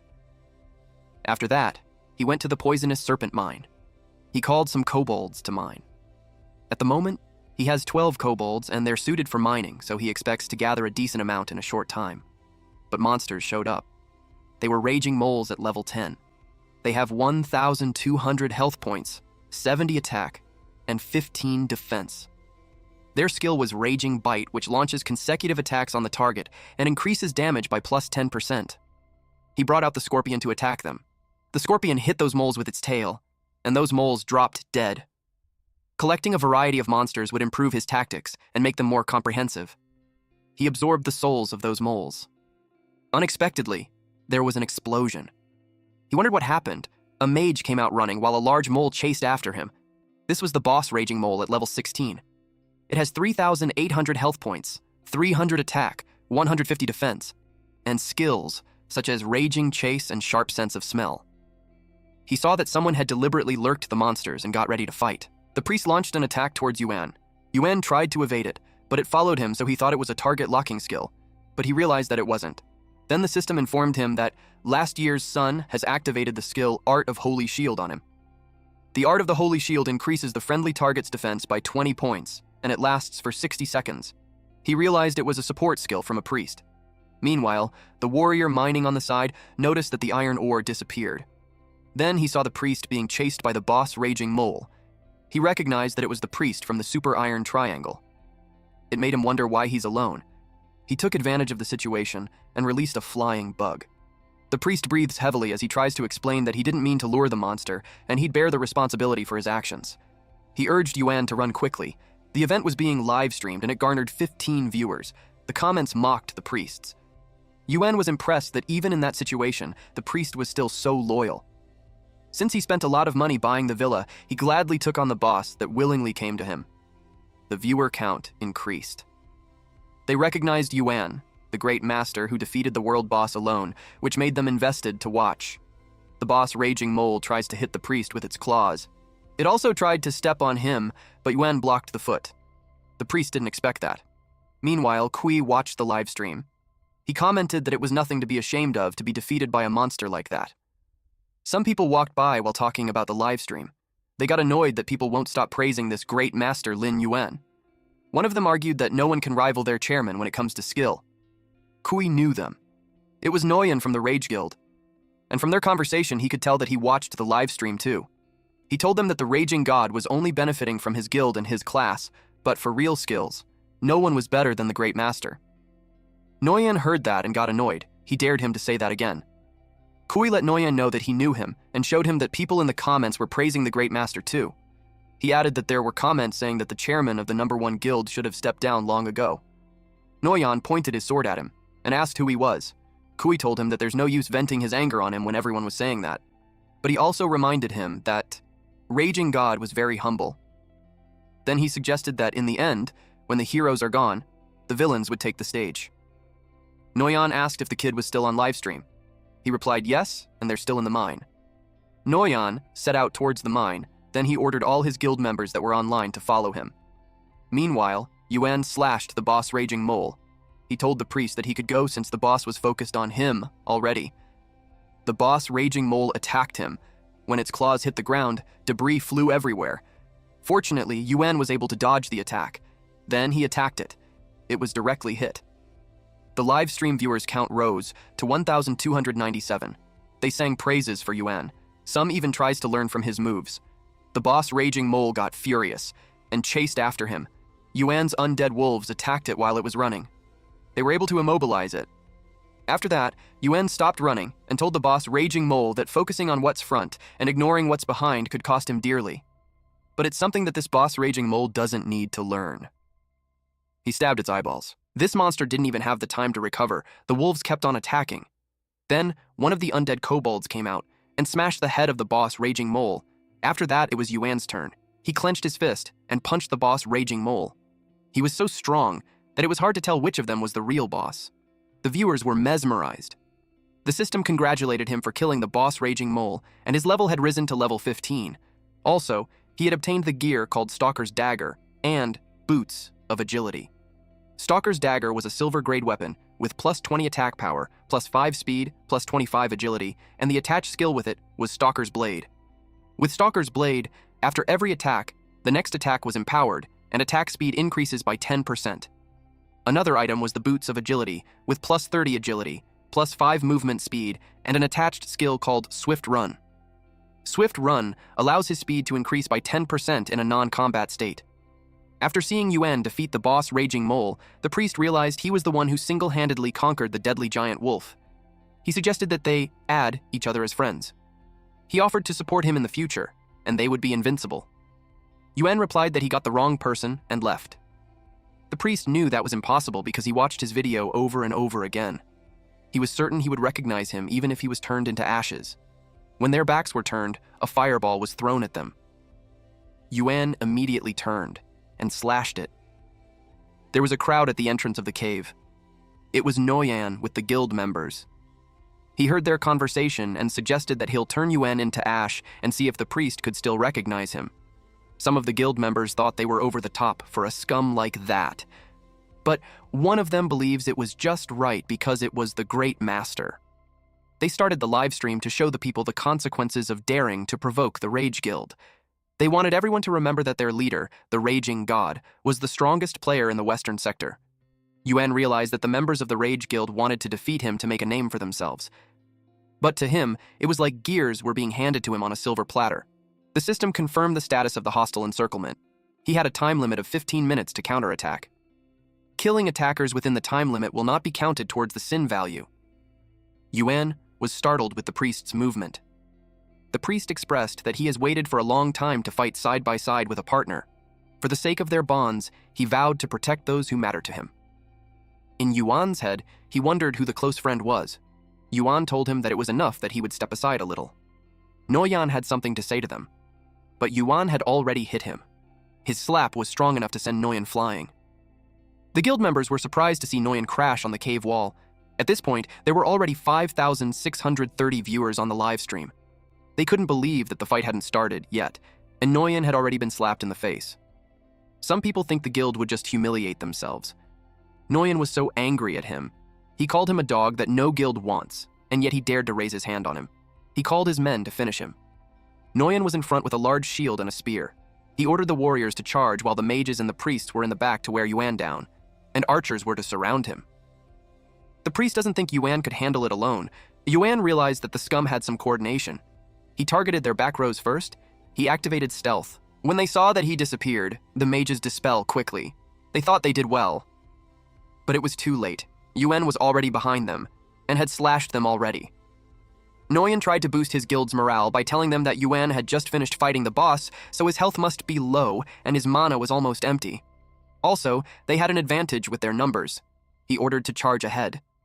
The viewers were impressed how a group ganged up on one person in such a refined way.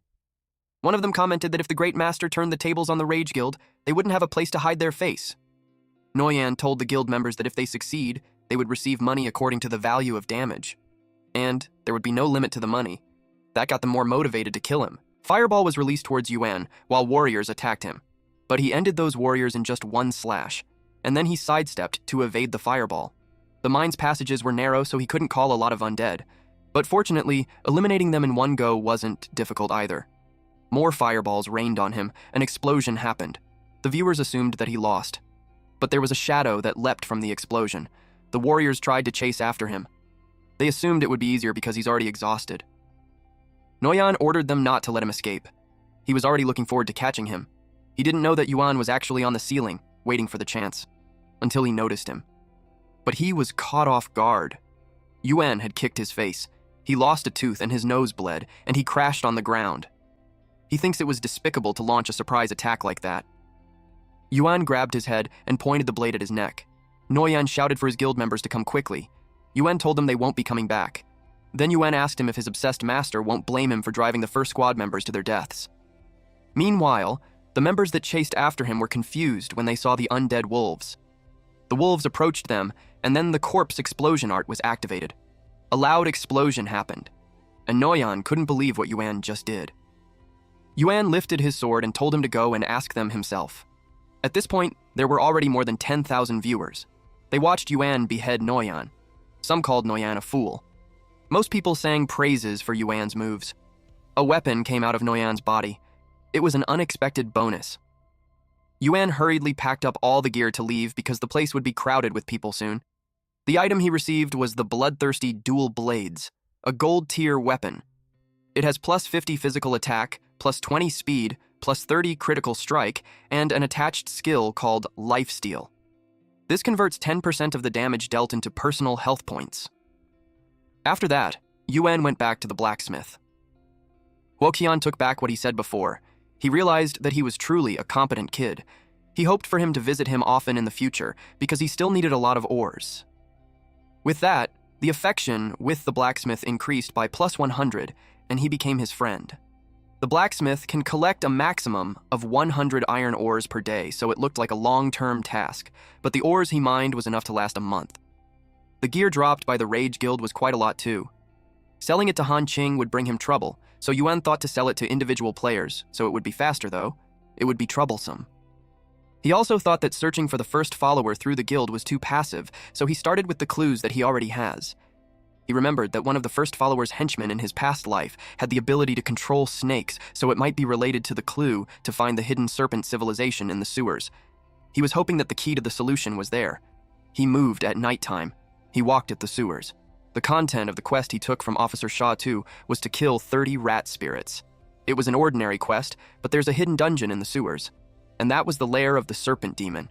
It was a hidden dungeon that could drop the seed of the flesh and blood. It was a rare item that can permanently raise attributes. and the hidden dungeon has a limited number of attempts per week. Once the news spreads, everyone would fight over it. So he must use the undead corpses to occupy the entrance of the hidden dungeon in advance. And as long as he finds the room with snakes, it was already the identifier for the location of the hidden dungeon. It was the only dungeon he knew that was related to snakes in the sewers. He found the room. A sudden movement made the water splash all around. A snake came out. He could tell something was not right.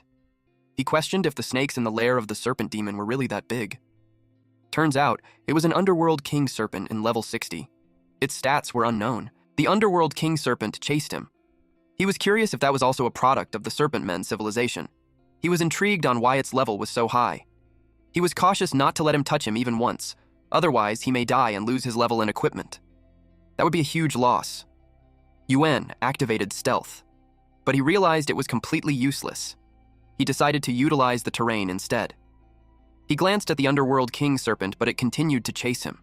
Its movements wreaked havoc and made the walls and the ground shattered. One boulder was about to fall on Yuan, and he couldn't block it at all. He summoned his thunder scorpion. He used it to buy him some time. He planned to deal with this serpent using his magic. But he also knew that the scorpion couldn't deal with that serpent. But the serpent just slithered away from it. And in an instant, it was just right behind Yuan. At this point, he was already panting. He saw there was a small hole on the roof. The serpent moved and raised its head. Fortunately, at that point, Yuan had already made it through the hole. He checked the hole and saw the eye of the serpent watching him. He immediately moved away from it. He knew that even that monster can't cause trouble there, because that place was the imperial palace of the Western Desert, guarded by the Great Master, protector of the state. Every monster that approaches would be easily crushed, without any exception. Underneath that, the serpent hissed loudly. The Serpent Men civilization and the Western Desert Kingdom had a blood feud. The strength of the Western Desert Kingdom completely crushed the Serpent Men civilization, which pushed a part of them to secretly move underground and conspire for revenge.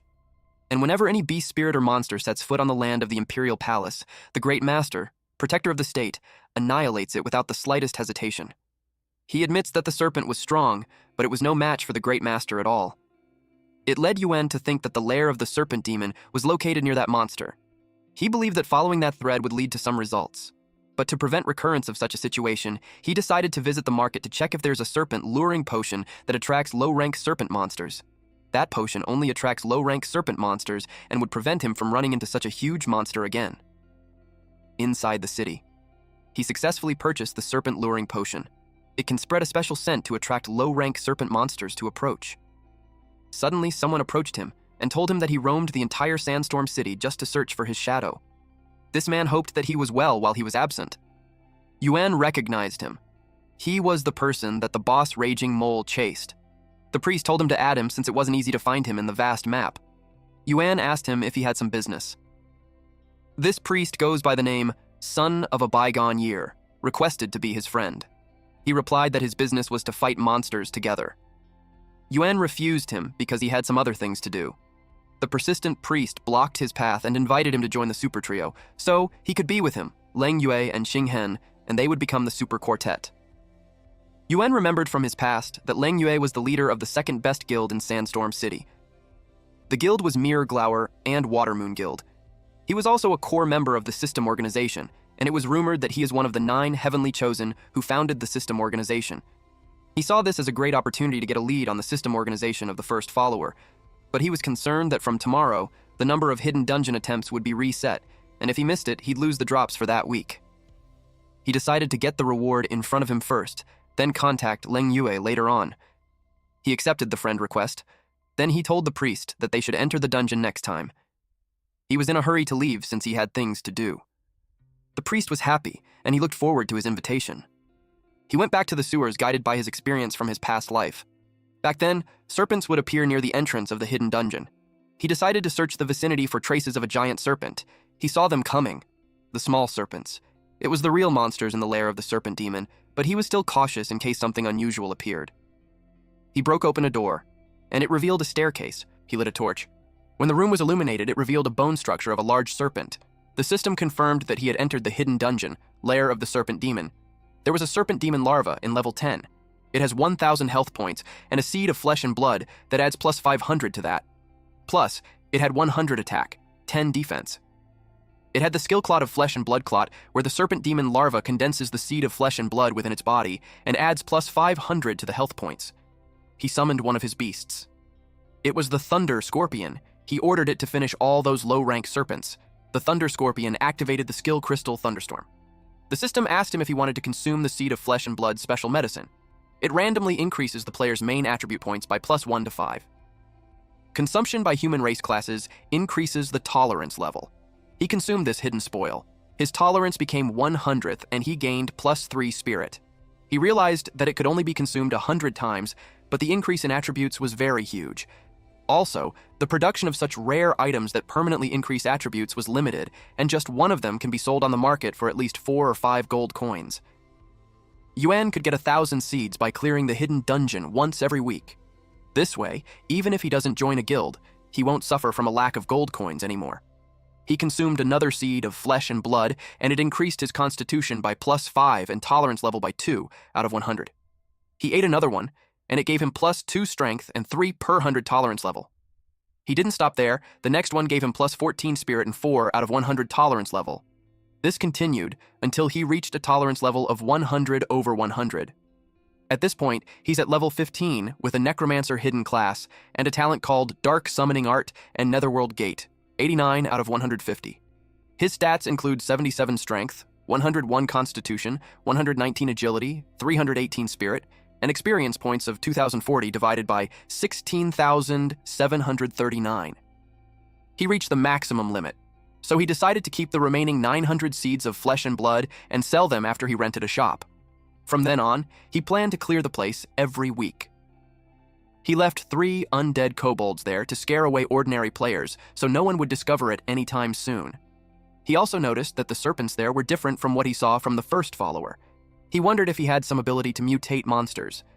It was also strange that the level 60 monster appeared when it shouldn't have at that stage. Suddenly, he received a call from his sister in the real world. Given her personality, that call would mean something bad happened. He answered the call and immediately asked if something bad happened. She replied no and asked if he had eaten. He replied yes. Suddenly, Tan's classmate butts in and tells him that Tan wanted to ask if he's free to help clear a dungeon. He was confused, but he replied yes. Suddenly, a man expressed that Tan was a liar and her brother was a braggart who just talks big. The man couldn't believe his confidence to just agree when he doesn't even know what dungeon they were talking about. They mocked Tan by saying that her brother had gone crazy for playing too much and that they were just conniving to deceive people. A woman beside her suggested choosing Ash Valley on heroic difficulty. No guild had ever cleared that yet. Tan asked her brother if he heard everything. The blonde man told her to stop lying and her brother was a fraud. He added that their parents who give birth to scums were not good people either. This angered her. But Yuan told her not to waste her words on him. He assured her that he will be at Ash Valley right away. Although her brother plays the game a lot and has earned a good amount of money from it, she was still worried because the Ash Valley dungeon on heroic difficulty was the second hardest dungeon after death difficulty. She was also worried that she caused him trouble. They were already in the game, and a woman approached her. It was Chen Qian. She heard that Tan's classmate congratulated her for moving to the villa, and Wang Yan overheard it. She knew he wasn't a good person at all.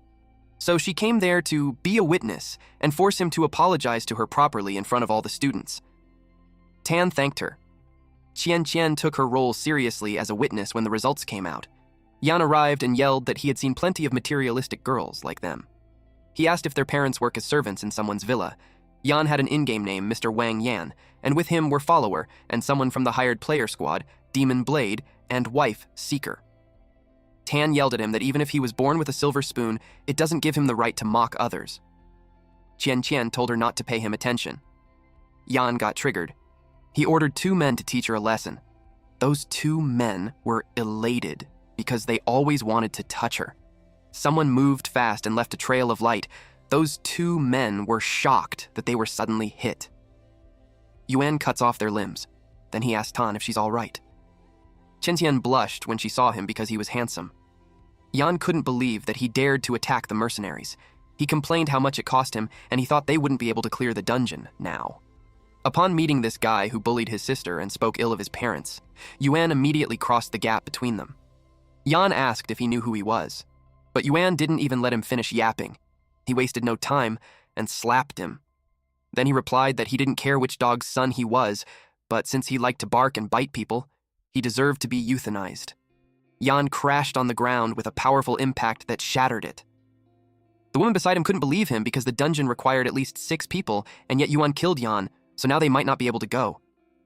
Yuan replied that he had some other arrangement for the lacking people, so all they have to do is be quiet and wait. It was also timely because the Ash Valley dungeon drops the combat horsemanship skill, which was also a skill he would need sooner or later. He invited Son of a Bygone Year to join. Qian Qian whispered to Tan that her brother was tougher than she imagined, plus he's handsome too. Tan looked proud, but tried to be subtle. Yan gained consciousness and started yapping again, but the woman with him told him to look ahead. Son of a Bygone Year showed up, and she recognized that he's one of the top players from the Super Trio. The teleportation was done, and he joined the party. Yan couldn't believe that it was the great Son of a Bygone Year, the main priest of the Mirror Flower and Watermoon Guild, the second strongest guild in the Western Desert. The woman thanked him for carrying them inside the dungeon. Qian Qian also didn't expect him because a top player like him never joins random parties. As soon as he arrived, he jumped to Yuan while expressing his gladness that his dear friend finally remembered him. He had faith that he would take him to the dungeon with him. He rushed over as soon as he received the invite. Yuan kept him at arm's length. Yan and the woman's jaws dropped when they learned that the kid asked Son of a Bygone Year to take him into the dungeon. They thought Tan's brother was just a wandering player. The woman considered that the Son of a Bygone Year just joined a wrong party. Son of a Bygone Year clarified to them that he came specifically for his dear friend. He told them that his friend was the great master among great masters, or in short, a god. He asked them if they hadn't heard of him before. Yuan invited them to head to the dungeon. Yan didn't pay much attention to what he said, and told them that a priest from second-rank guild wouldn't do much in the Ash Valley dungeon on heroic difficulty, especially when the first-ranked guild, Rage Guild, failed to conquer it too. Yuan told him to shut his mouth and watch carefully how he clears the dungeon. Their party entered the dungeon, and as soon as they reached the other side, an Ash Lizard level 18 was there. It had 4,700 health points, 580 attack, 75 defense, and Flame Spit skill. This allows it to launch a fire attack and cause additional burn damage that lasts for 10 seconds. The stats of the monster were strong. Tan was worried for her brother. It made her wish that she had a higher level. Yan assumed that Yuan brought the priest because he wanted to kill the monsters slowly, and he won't let that happen. He ordered the woman to bring out the nearby monsters too. She followed his order. She attacked first and made the Ash Lizard angry. Tan asked why the monsters attacked all at once. It wasn't like that in the videos that she watched. Those Ash Lizards charged at them. Yan commented that they're unlucky. Son of a Bygone Year replied that those kinds of situations were really exciting. He assured his dear friend was hyped up too because the battle would elevate them. Yuan called him a Thunder Scorpion. It activated the skill crystal Thunderstorm, and in one sweep, the Ash Lizard was all caught in it. Then Yuan charges in, while telling the others to protect themselves too. He slashed those monsters. When an Ash Lizard charged at Tan, she told Qian Qian to hide behind her while she took care of it. Qian Qian told her to be careful, but Yuan rushed to her aid and took care of the Ash Lizard. Tan realized that her brother was strong in the game. In fact, he was so strong. After he defeats the Ash Lizard, he pats her head and it makes her blush. He assured her that as long as he's there, she'd never fall into danger. She was silent, but her cheeks were flushed. Yuan simply smiled.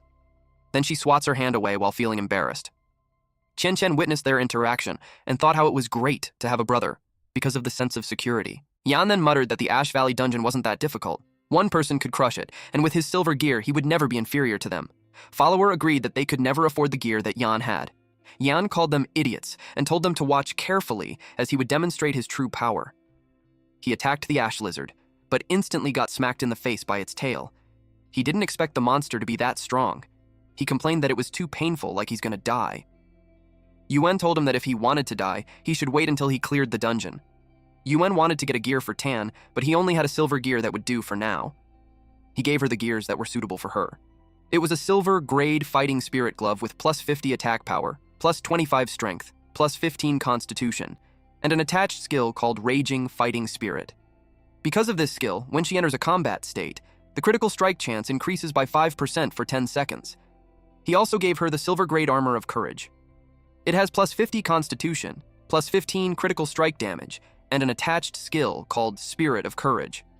With this skill, when she deals critical strike damage, 8% of the defense power is converted into a shield of equal value. Follower was impressed with those gear. A single silver piece could buy a lot of luxury goods. So in total, those gears equated to several million, and he gave it to her without batting an eye. Yan told her to stop. Tan refused the gear and told him to use it to defend himself instead. She told him she could manage her gear on her own. Yuan realized she's as stubborn as before. Son of a bygone year released an area attacked while Yuan charges ahead. Qian and Tan fought too, while Yan ran for his life. The ash lizard hits Tan with its tail. She blocked it with her sword, but it was tough. She convinced herself that she could do it.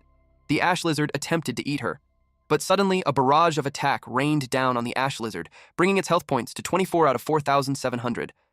She suspected Yuan to have done that. She was annoyed that he still treats her like a child. She doesn't want him meddling with her affairs. Yuan was worried about her, especially that it was hard to give her some gear. He continues to fight several monsters at once, but still tries to help her out secretly. Qian saw it and finds it amusing that one secretly sends spoils and help while the other knows about it and insists on being stubborn. Their strange harmony was truly unique. She finds watching them more fun than fighting monsters. While in the background, Yan and Follower ran from the ash lizard.